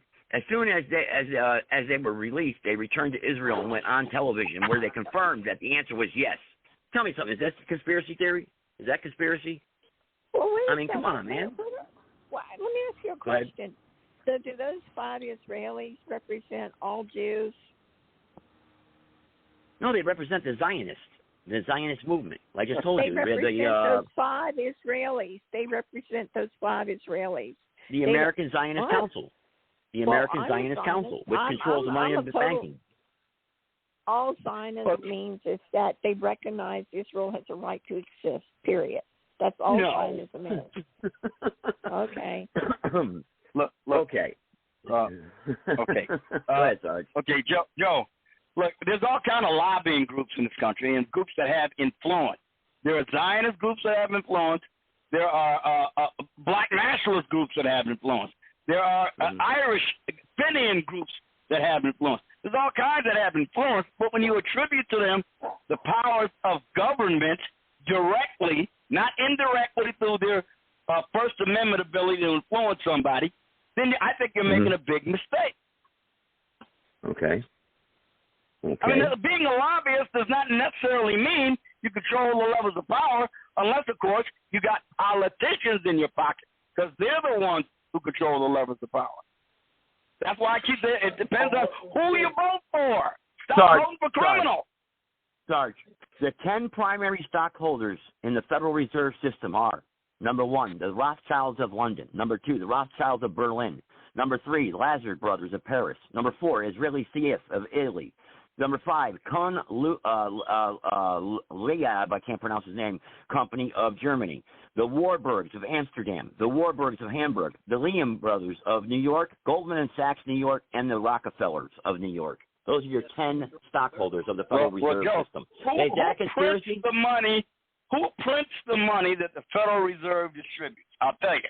It's the Treasury Department, the Bureau of Engraving. No, they do print not. The No, the Federal Reserve prints the money. The Federal Reserve has no ability to print money. If they do, they're counterfeiting. The only government entity that can print United States currency is the Treasury Department. Now, the Congress is the one that levies. The Congress is the one that sends the call to the Treasury to print the money the Federal Reserve needs to distribute. So it's still controlled by your government, no matter what influence anybody else has. Really? The only printing the National Treasury does is of coins. No, the Bureau of Engraving prints the money. That's a federal agency. The Bureau of Engraving. When you embrace the 14th Amendment. Stop talking, Sarge. You lost your citizenship. Now, I'm going to keep talking as long as Joe lets me. You don't tell me when to talk. Wait a minute. You don't tell me when to talk. Come on. So what I want you to do is argue against my point about the Bureau of Engraving. Who else prints money other than counterfeiters? How about a United States note, Big Mouth?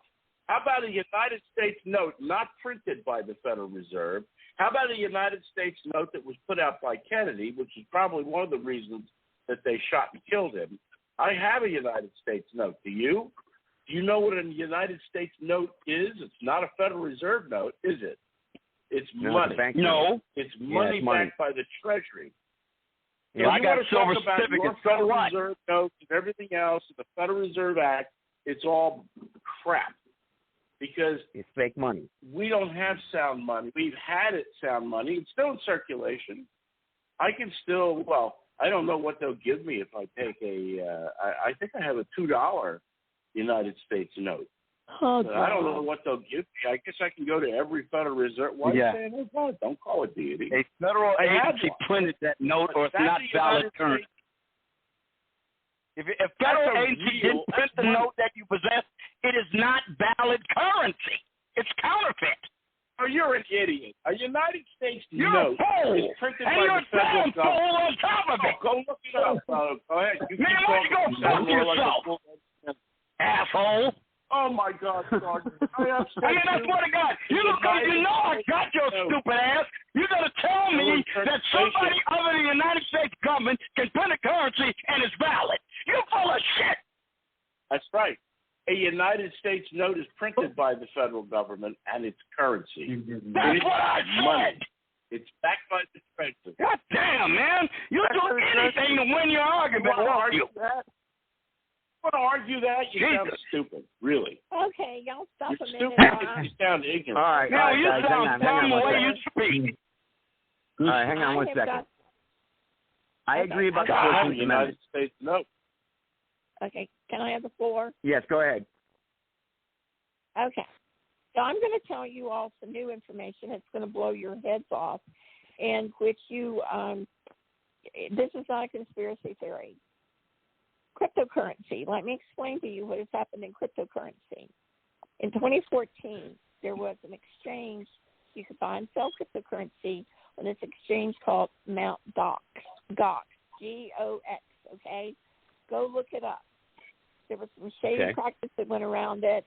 It was going to go belly up. There was some of the cryptocurrency. Some people did get their money back. A lot of people didn't get their money back. But at that same time, there was a new cryptocurrency that was created. Can y'all hear me? Yeah, we can hear you. Yeah. Hello? I can hear you. There's a new cryptocurrency that was created. It was not considered like Bitcoin or Ethereum or any of the others. It's called a stable coin. It's called Tether, T-E-T-H-E-R. Tether to this day has never been audited. Tether is valued at $1.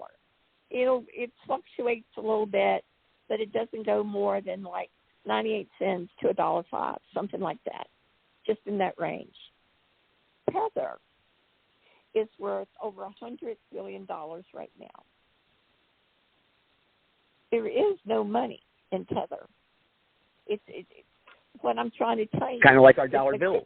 Kind of like our dollar bills. It's inflated to nothing. But I got Ron Rex here now. Ron Rex, go ahead. I unmuted you. Go ahead. I have not said Ron Rex. I'm sorry. I thought you were finished. Hang on, guys. Hang on. I thought she was finished. I'm sorry. Go ahead, Kat. So what Tether has done, what our government has done with cryptocurrency, is created this Tether. It has created a crypto, its own Federal Reserve that's out there. So while you all are arguing all this, what you're arguing about, there's so much more going on that you should be focused on to understand. Because by the end of this decade, we're not going to have this system anyway. We're going to have digital dollars. But there's already been, your money is going to have an expiration date. If you don't spend it, it's going to expire. You won't have that money anymore. You're not going to be able to have any more money than you need or the government deems that you're allowed to have. So while you all argue about, because everything you're talking about on this show tonight, I've heard it ever since I came on BTR over 10 years ago. Yeah, and we still haven't gotten it back fixed yet. So all this whole new world is being created while you all are just like a bunch of mice in the wall gnawing away at the frame of the house. You don't even know what's going on. So continue. Well, we know what's going on, but all right, now let Ron talk. Ron's been waiting I told you that they created. I know. We're going to go to digital currency. I know. The money does not exist. The money does not exist. So it never has. What can they do with that $100 billion? They have $100 billion right now, over $100 billion. They can affect everything, all national policy, all domestic policy, everything. Your lives are not controlled by what you call the Federal Reserve. It's more controlled by this crypto world, and you all sit around and argue about stupid shit. It's not controlled right now by the crypto world, but that's what they're gearing up to do. You're just taking the bait to go ahead and act like a bunch of dumbasses. I don't care. Who controlled everything before crypto? The Federal Reserve. Ron, go ahead, Ron. Let Ron talk. Who controlled everything? Let Ron talk. Who controlled everything through crypto? Before crypto. I think that's Ron. Nobody. Before crypto came on the scene, I controlled who was controlling everything? I did. I'm at fault. My fault. Go ahead, Ron. Praise go ahead. Ron's the wait. Praise the Federal Reserve. Praise that private bank. They're private, and we print their money for them. That's where we get our loans from. Why don't you tell everybody you want them to start printing United States notes? They can do it. I've got one. They can. We the people. I got some too. Well, I've got they're one. Very rare. They're very rare to find anymore. You'll go to jail for counterfeiting. You can't print your own money. Sarge, it's not counterfeit. Sarge claimed. It is Sarge a has legitimate just claimed bill that at one time. What does Sarge claim? If it's not a Federal Reserve note, it's not money. What an idiot. Well, you need to call him an idiot. It's not. It was in its time. In its time, it was not no longer. That's not what I said, Jew. I didn't say it's not. The Federal Reserve is the only currency printed by the Bureau of Engraving. That's not what I said. That's one of them. So what is the United States? Take the wax out of your ears and listen. You don't know what it is. You've shown your ignorance on this call. You just showed your ignorance as to what I said. I didn't say it has to be a Federal Reserve note to be valid United States currency. Yeah, you did. You're a liar. Know what you're saying. Go back, play it. You're lying. Sarge, you the have founders warned it. Sarge, the founders warned it about the central bank. We'll play it back when it goes on. They warned it. We'll play it back when it goes on. Play it back. See if I said what you said. I know damn well I didn't play it back now, and you know it. Don't Sarge, you're full of shit. You kiss my ass. You said it was no. You said it wasn't money. Sarge, they warned us, the founders, about a central bank, having a central bank. And I understand that. Yeah, I agree with that. Yeah, I agree with that. All right, then. Absolutely. Then they control our economy today. The point I made a moment ago was only the United States can print United States currency. A federal agency, whether it's the Treasury Department or the Bureau of Engraving, has to print the money, whatever it's called. Okay, what is the United States note then? Tell us. What's the United States note? Isn't it backed by gold? We're the United No, States. it's backed by the Treasury. It's backed by the Treasury. It is a bill that is backed by specie currency, not fiat currency, whether it's silver or whether it's gold. It's backed by the Treasury of the United States. It says so. They do it as Japanese and The Federal Reserve note is fiat currency. There's a difference between specie currency and fiat currency. How do you name Chinese kids? And what is the United States note? It is a form of specie currency backed by something tangible. By what? Backed by the Treasury. It says it right on the note. So you don't know what you're talking about. Wait a minute, so good faith and credit isn't the same thing? Good faith and credit of the United States government? You're that ain't the same thing, huh? It's got a red the Treasury Department is independent from the United States? Wait a minute, Joe. Hey, the Treasury Department is independent from the United States all of a sudden? Listen to you. Filibuster away. But you got caught like Mr. Salugio. Oh, man, stop making it up. You're just making it up on the fly. Stop it. You got caught. You're not doing yourself any good. I'm holding one right now. I'm holding one. You want me to read it? You're holding it. It's no different than a silver certificate. But it's not accepted anywhere, though. Oh, is that right? It's not accepted anywhere. Nobody will accept it. Well, unless you're trading in private. Why is it not accepted? Your bank note that you got there. You can't spend that nowhere. Where are you going to spend it at? Our legal tender. And it's only after we went off the gold standard in 33 that they had to issue money like that. No. Let's go to another subject. Who's talking in the background? Who's talking in the background? Look, who's talking in the foreground? Y'all sound stupid. It doesn't. Hey, it doesn't matter It doesn't matter who's talking in the background because you're all talking over yourselves, and you can't hear you anyway. So I can't. I really don't care who's talking in the background. Well, I'll tell you what the problem is right now. We got some people here who don't want to have a discussion on the issue. They want to show you how superior their knowledge is to yours. They don't want to listen honestly to argument and give an honest disagreement as to why they disagree with you. They want to tell you how stupid you are for not agreeing with them.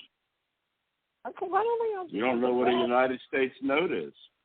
Okay. Oh, stop it! All right, you're not doing yourself any good. I'm looking. We're not going to argue about what the United States note is because we know we're all 14th Amendment slaves anyway.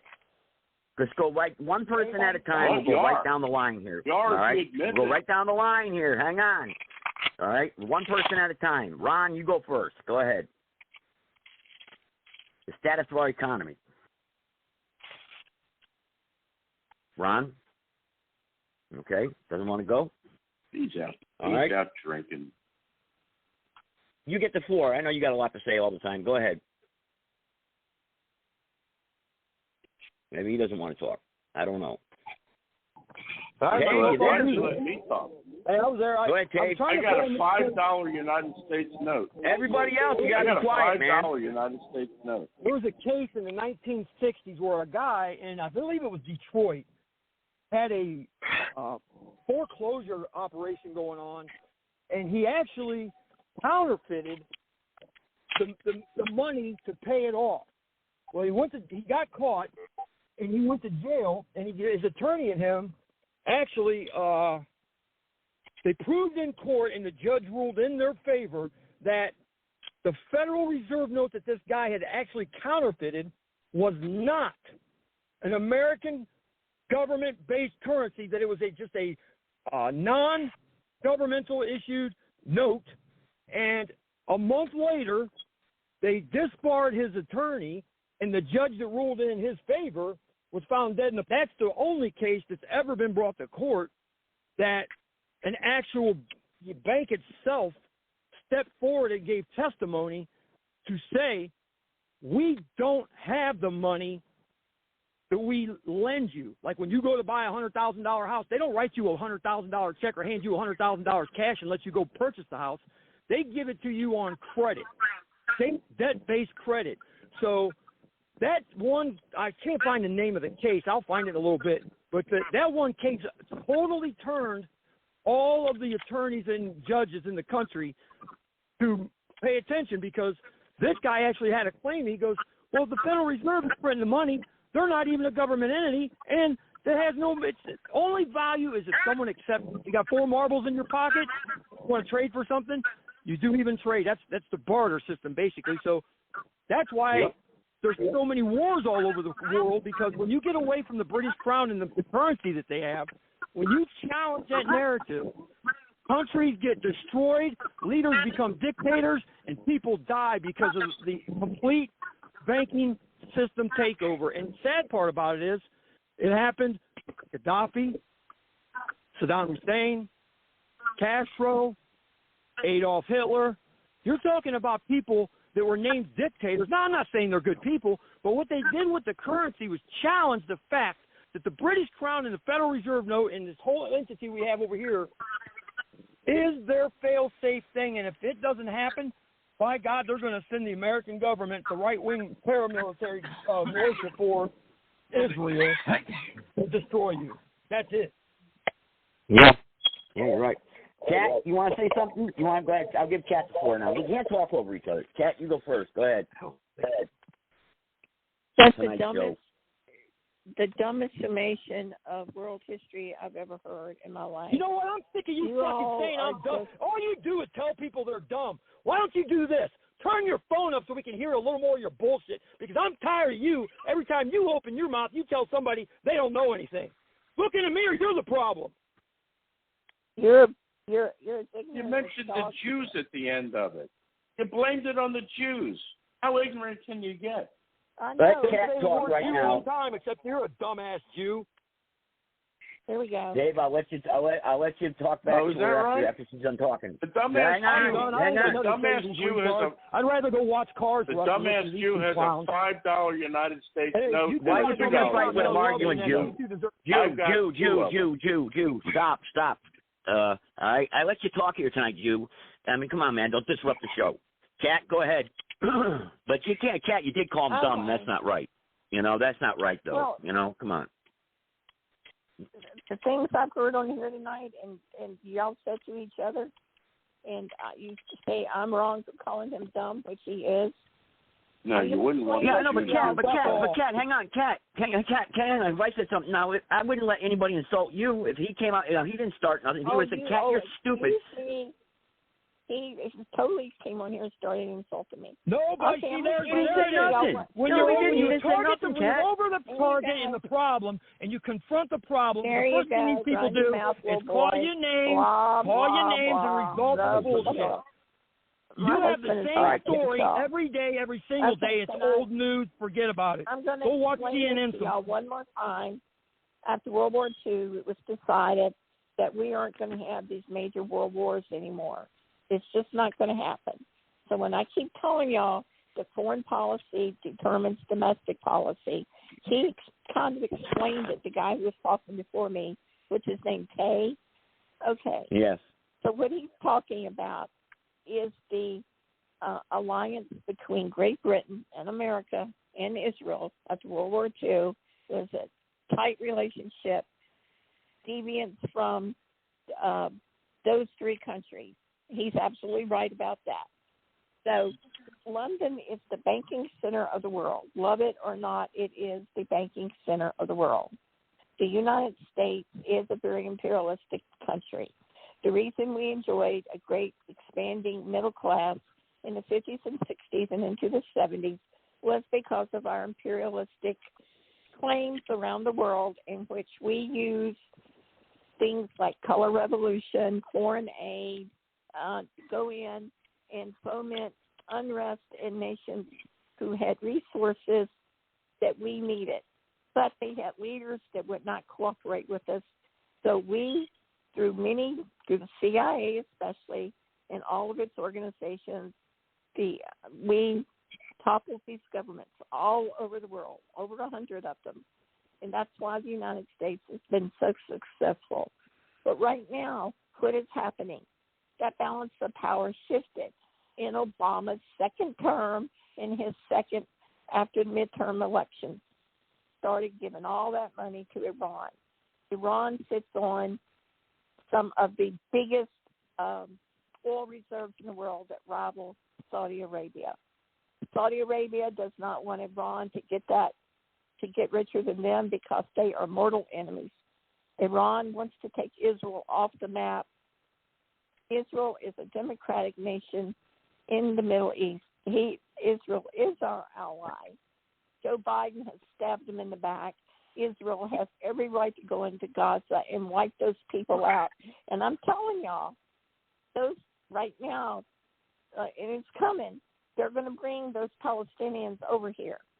And you talk about your First Amendment and Second Amendment rights, you can kiss that shit goodbye once they get here, because they will fucking. Oh yeah, I agree with you about the Palestinians. Yeah, I agree with you.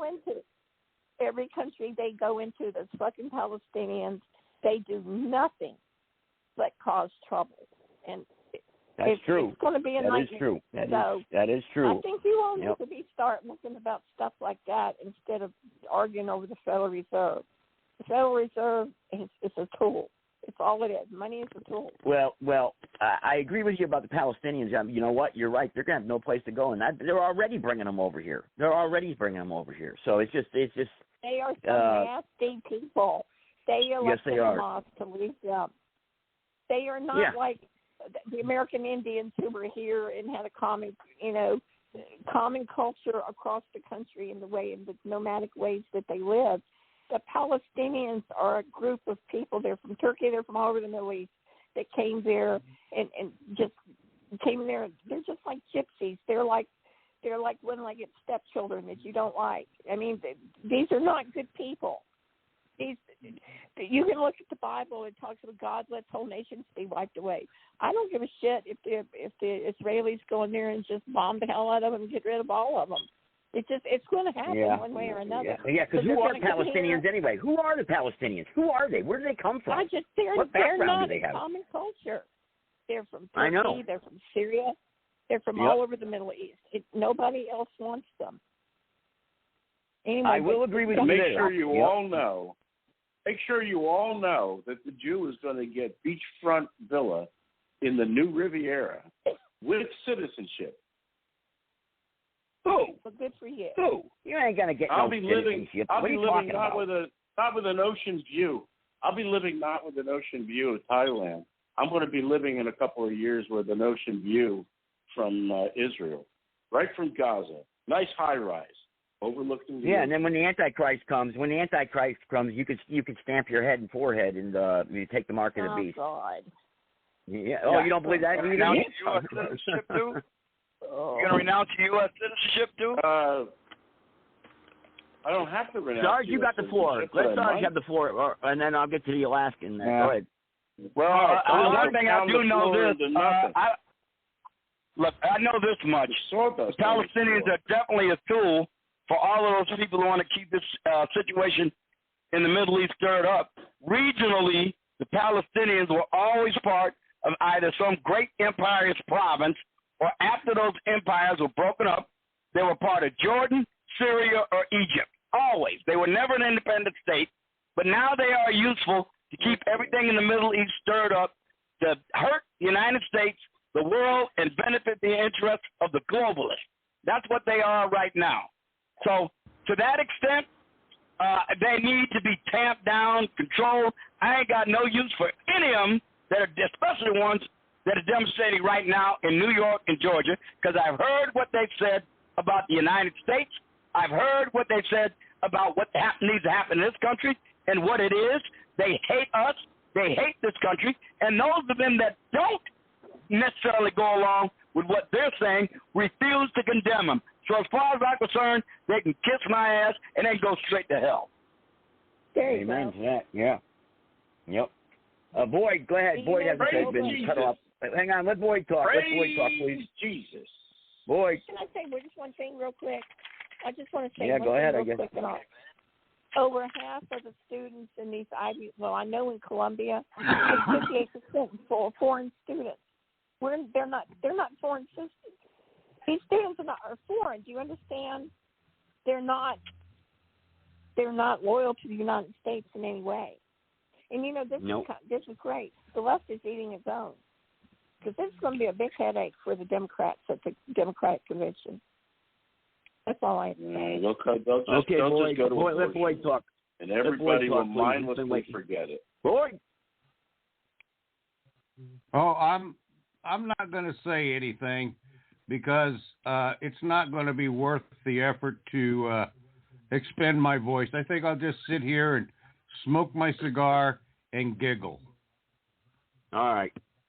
You go ahead. I'll give you the floor. Go ahead. I like the cigar smoking. I would like to have a cigar. I don't. Did you? I guess I can have one too after this show. I'm thinking. But go ahead, there's you. You got you the know floor. what? I don't even want to go there. I don't even want to go there. Mary Todd Lincoln smoked the Federal Reserve. The Federal Reserve does affect everything going on. They're the ones that affect the interest rate. How can you say that they don't have an effect on the economy when they affect the interest rate? I didn't say that. Control of our economy, and I said they don't. They influence it. Yeah, they don't have complete control. Right. Right, they don't have complete control, but they've got 99% control. Yeah. Okay. Yeah. No, Right. not that bad, Joe. Come on. Exaggerated. Oh. Yeah. But the people all right, in the I'll go United 90%. States don't even know what kind of citizens. They don't know what kind of citizens they are. They're 14th Amendment subject citizens. What happened to your rights under the 14th Amendment? There's no rights under the 14th Amendment. If you're a 14th Amendment citizen, you accept privileges and immunities. Well, I've got on my right hand a whole bunch of privileges and immunities that's weighing down my hand. And over on my left hand, I've got rights. And everybody seems to be choosing the right hand that has no rights at all. Rights trump privileges and immunities. And yet it got written into the Constitution. Why? Why was the 14th Amendment created? The 14th Amendment wasn't created to keep the slaves slaves. The 14th Amendment was created to keep everybody else as slaves. Yep. And the money is one way they keep everybody as slaves. So for Sarge to sit there and bellow, and I know he'll be stomping on the sawdust in his bedroom right now, but for Sarge to bellow that there's no such thing as the United States note or the Federal Reserve note is the king. No, they killed Kennedy over the United States note. Kennedy issued the United States note. You know which other president issued a bunch of them? Lincoln. And isn't it funny that they both got assassinated? Yeah. So there are United States notes in there are United States notes in circulation. Of course. Yes, they were. But Kennedy issued a bunch of them. He even said he was going to print money. He was going to print not Federal Reserve notes. I think Kennedy thought that the Federal Reserve was evil, and it is. They used to call them greenbacks, man. They call them greenbacks. They stopped issuing them in the early 1970s. I know about them. I never said they didn't exist. I never said they didn't exist. I never said the Federal Reserve note was the only form of fiat currency. I never said that. Never. Hey, what color is the seal on the United States note? Is it green? Blue. Is it red? They call them the U.S. note you are referring to, which would be payable on demand. When you went to bank, you get gold for it. It was called a greenback. That's what they called it. Mine's blue. I got one that's blue. No, I got a silver certificate here. Man, I never said it didn't exist. Okay, see, y'all went right back to it. That's a silver certificate. First of all, but I had the floor. You go stamp on your sawdust while I talk. It has a red seal on it. If you keep distorting what I said, I'm going to keep saying something. Oh, Sarge never said that. Sarge didn't say that.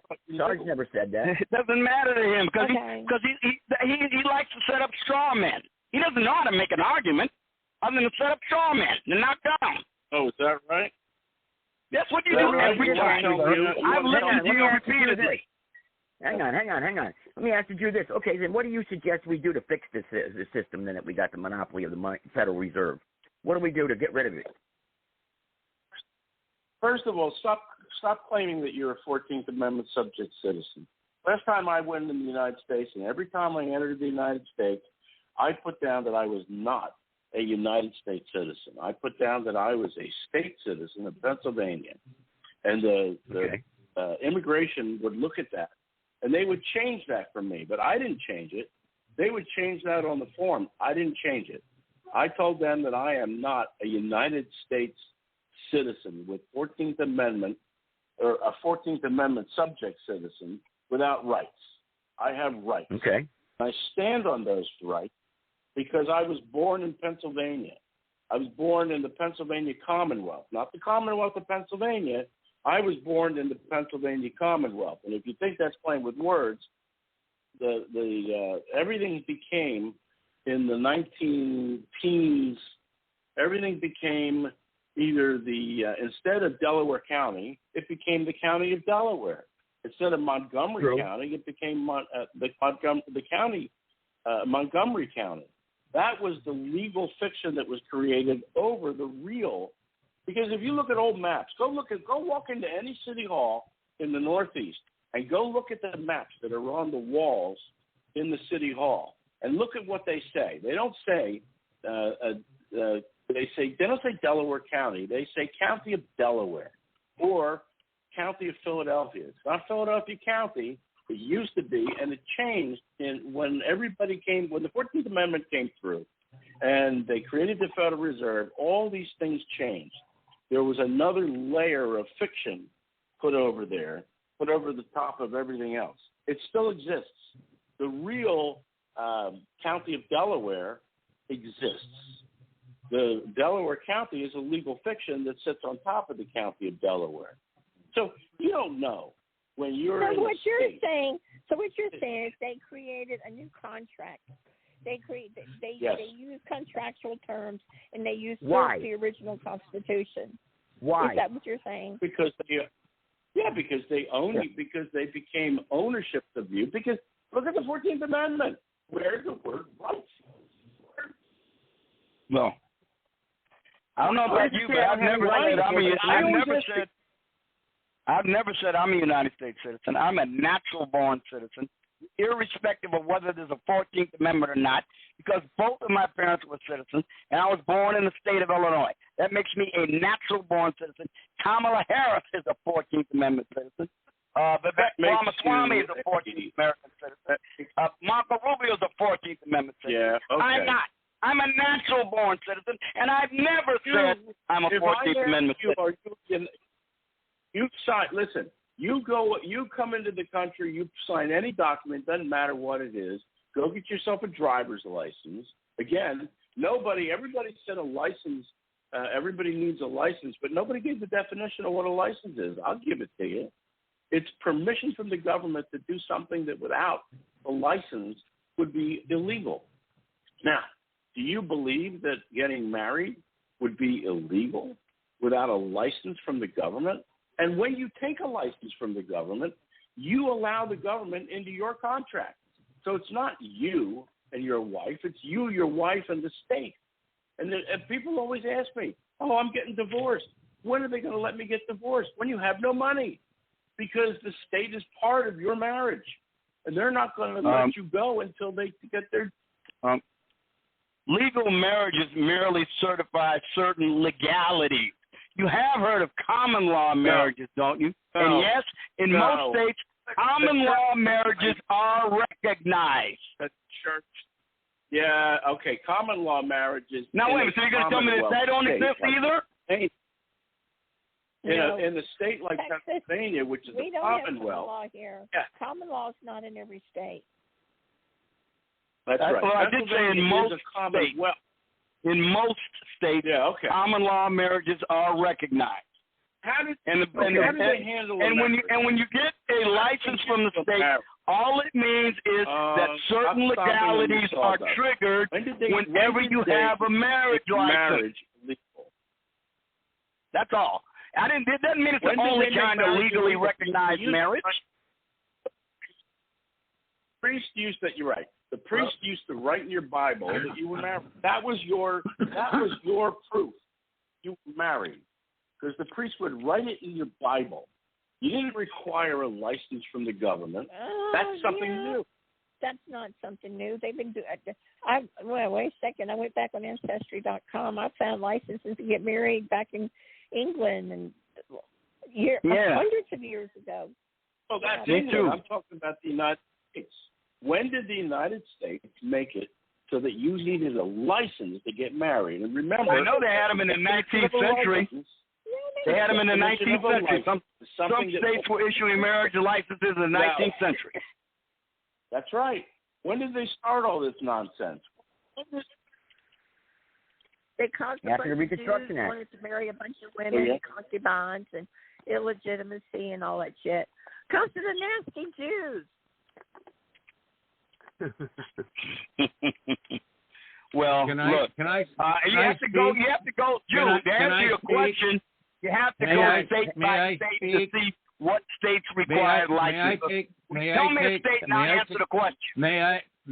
Hang on. Last one wants to speak. Go ahead, boys. Go ahead. May I say something to this? Please. Anything to Sarge. On the marriage licenses, you have to know that when you get a marriage license to get married, you have formed a contract between the husband and the state. And there is a separate contract between the wife and the state. And the love between the husband and the wife are absolutely positively secondary. They have no meaning. You have entered into a contract. With the state. Okay. Yeah. Contract you didn't have to enter into.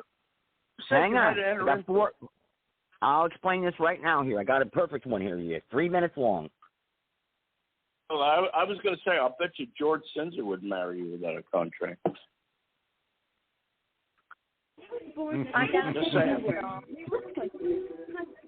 I have to hang up.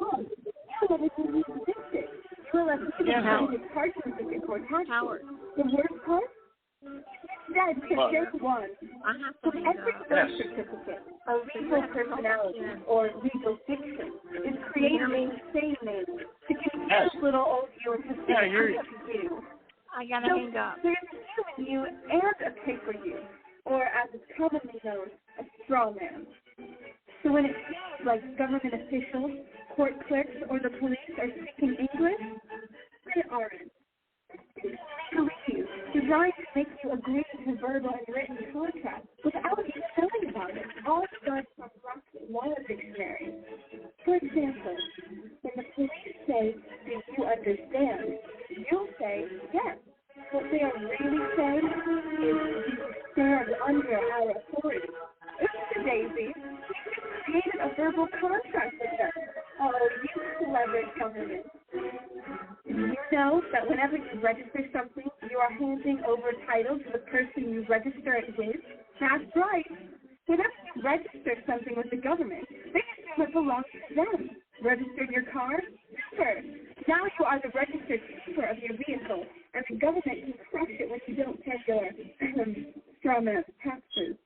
Expecting a new bundle of joy? Well, then you need to register your little darling with a birth certificate. Then they can start the process all over again and create a new straw man for your little one. Isn't that great? When Junior grows up, he'll be able to generate revenue just like you have. When you notify on your baby by signing the birth certificate, your child becomes a ward of state. And if the government doesn't like what you're doing, they'll assume it's okay to take the child away or make doodles for things they don't like. Not enough schools? That's your child shouting too loudly. Then it's off to social services for the little one. When you get a bill, it's sent to you that belongs to your straw man, not you. That's why bills, signs, and summons start with Mr., Mrs., or Ms. Sometimes you'll see your surname in capitals. Just not agree with them. That's because your straw man is dead, and just until you can paper, created before you can comprehend or even consent to it. When you go to court, you represent your strawman. So you, the human, take on any cost, fees, taxes, and fines involved for the strawman. The human doesn't even need to pay them. But you made a contract with the court by appearing on behalf of the legal personality or strawman, just like the government usually would. Confused? Well, don't worry. The government doesn't want you to know anyway. If you knew, you'd stop paying things like council tax and parking tickets. Because when you go to court, you are representing your strawman. You are you, alive and made of flesh and blood. Your strawman or legal personality is a piece of paper created from your birth certificate. And you think it's you. What a silly Billy. Would you like to know more? Well, then go over to tnc.org. Get up, get informed, and get real. There you go. Does that explain it for you, Sarge? Yeah, it blames. But look, but again, marriage license. Look, back to pre-colonial United States, some colonies were issuing marriage licenses, like in the 17th century. And it slowly spread to most of the other states. In fact, all of them really now. So it depends on what state you're talking about when they adopted marriage life. They don't all adopt them at the same time. And we got a federalist system here. It's a federalist system. I got to keep in mind, folks, we got a federalist system. Everybody doesn't do everything at the same time. Well, I can't hear somebody. I can't hear you, whoever's talking. Hello?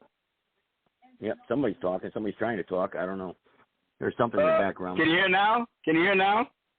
I can hear you, yeah, Hello? but I can't hear. Yeah, I can hear you. Can you hear me? Well, just in case you didn't hear it, my point is that even pre-United States colonies, the British colonies, they were doing it as far back as the 17th century, issuing marriage licenses. So, and when the United States became the United States, different states adopted marriage licenses at different times in the history of the United States. So you got to look at each individual state to see when they started adopting marriage licenses. And they didn't all start doing it at once. Well, you know, Sarge, it's an interesting conversation, but it's all deception. You know what? That's what it is. It's all deception. It's lies, like everything else. It's all deceiving. Nothing is truthful, and that's why we can't get any truth or do anything right, because it's all one big fat lie. You know? I mean, where the hell's the honesty in the whole entire system that we were supposed to have anyway? Well, you know, come on. Think about it, you know? Oh, that's another question. I think it's largely because we elect so many goddamn dishonest snakes into these political offices. Yeah. And they want to hold on to power. Yeah, but how can we elect a real person to office when they don't even take their oath properly, when they're swearing an oath to a corporation? We have to get back to a republic. And the only way to do that, Sarge, we got to go back to the Reconstruction Act and reverse time and reverse everything and abolish everything that was passed after that. Because when those congressmen abandoned their seats in Congress and they never reconvened, they did it by the point of a musket or a rifle. Remember, I read you the surrender letter of the North Carolina governor, remember? I read it to you, remember? Yeah, I know. You know? We talked about that. We never had a constitutionally elected governor. Never had a constitutionally I know we talked about governor. that, but you do understand that may be the highest hurdle to climb out of all of them, revisiting the Reconstruction Act amendment. 13th, 14th, and 15th Amendment will probably be the highest hurdle of all to do, especially the 14th Amendment. I mean, you talking about, most people look upon that as holy writ. They don't want to even examine whether or not it was done constitutionally by depriving the southern states of their suffrage in the House of Representatives and the Senate. Yeah. They don't want to look at it. They don't want to. I'm telling you right now, you're talking to most people, they're just not going to do it. You're going to have to get people to have a perfect understanding of the constitutional order before that can happen. It's going to happen. Yeah. No, I got you. I understand what you're saying. I understand what you're saying totally. But at the same time, how do we I agree with you, though, Joe. I mean, look, they did deprive the southern states of their suffrage when they did what they did. And like you said, they made them ratify the 14th Amendment at the point of a bayonet. They did. They said, we will not withdraw in martial law in the states unless you ratify this 14th Amendment. They literally did it that way. And then after they agreed to it, they allowed them to come back in and take their seat. I mean, it was extortion. Yeah. But look, they're not going to revisit, just not going to revisit that thing. As far as a vote was done, it was ratified with the extant seats that required the 2/3. They said these weren't states anymore. They were occupied territories. I mean, all of it was crazy constitutionally, all of it. But do you think we're going to get it revisited anytime soon? No.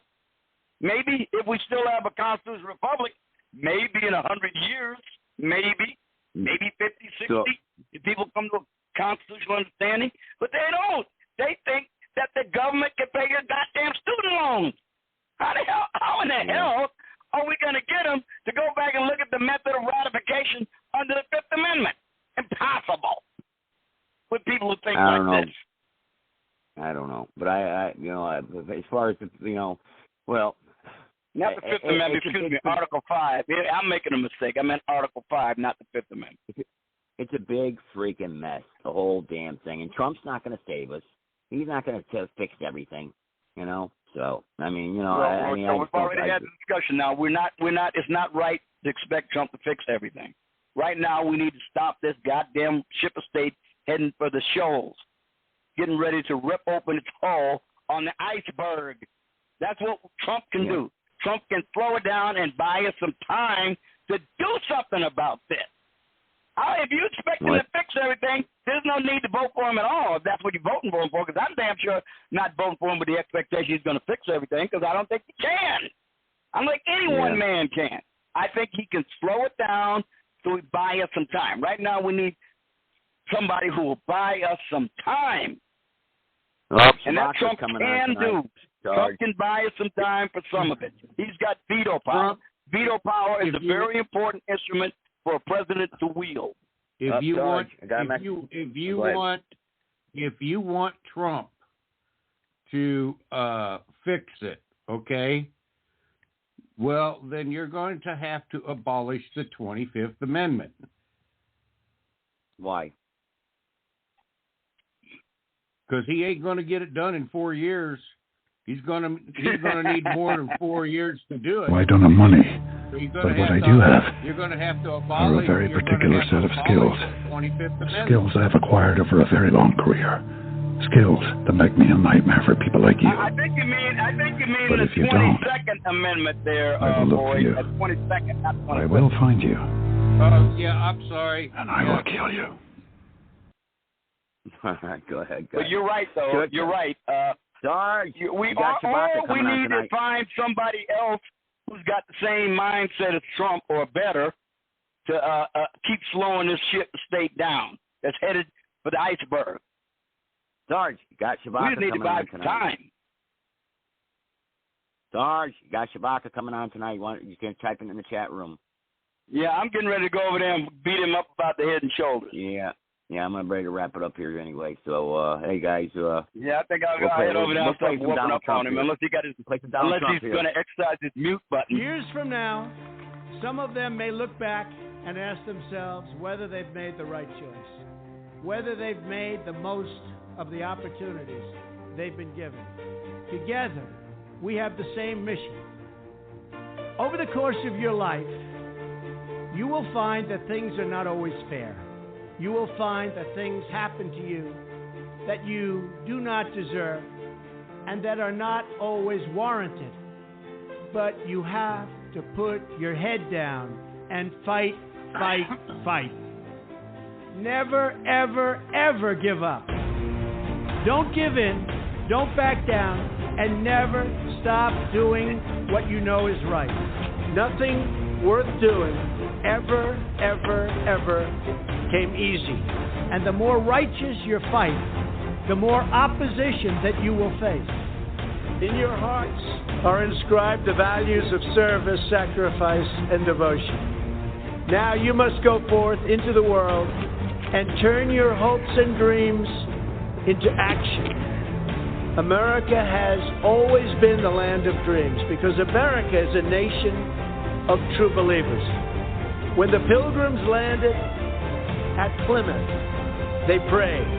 When the founders wrote the Declaration of Independence, they invoked our Creator 4 times. Because in America, we don't worship government, we worship God. It is why our currency proudly declares, "In God we trust."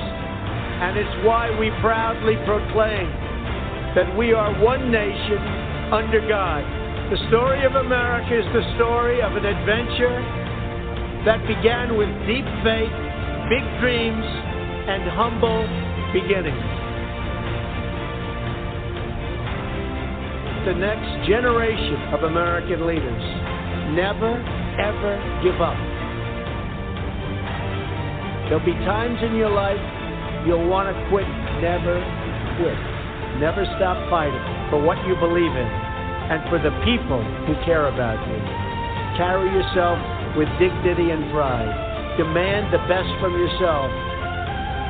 The more people tell you it's not possible, that it can't be done, the more you should be absolutely determined to prove them wrong. Treat the word impossible as nothing more than motivation. Relish the opportunity to be an outsider. The more that a broken system tells you that you're wrong, the more certain you should be that you must keep pushing ahead. You must keep pushing forward. And always have the courage to be yourself. America is better when people put their faith into action. Pray to God and follow His teachings. Today, each of you begins a new chapter as well. When your story goes from here, it will be defined by your vision, your perseverance, and your grit. You will build a future where we have the courage to chase our dreams no matter what the cynics and the doubters have to say. You will have the confidence to speak the hopes in your hearts and to express the love that stirs your souls. As long as you have pride in your beliefs, courage in your convictions, and faith in God, then you will not fail. As long as America remains true to its values, loyal to its citizens, and devoted to its Creator, then our best days are yet to come.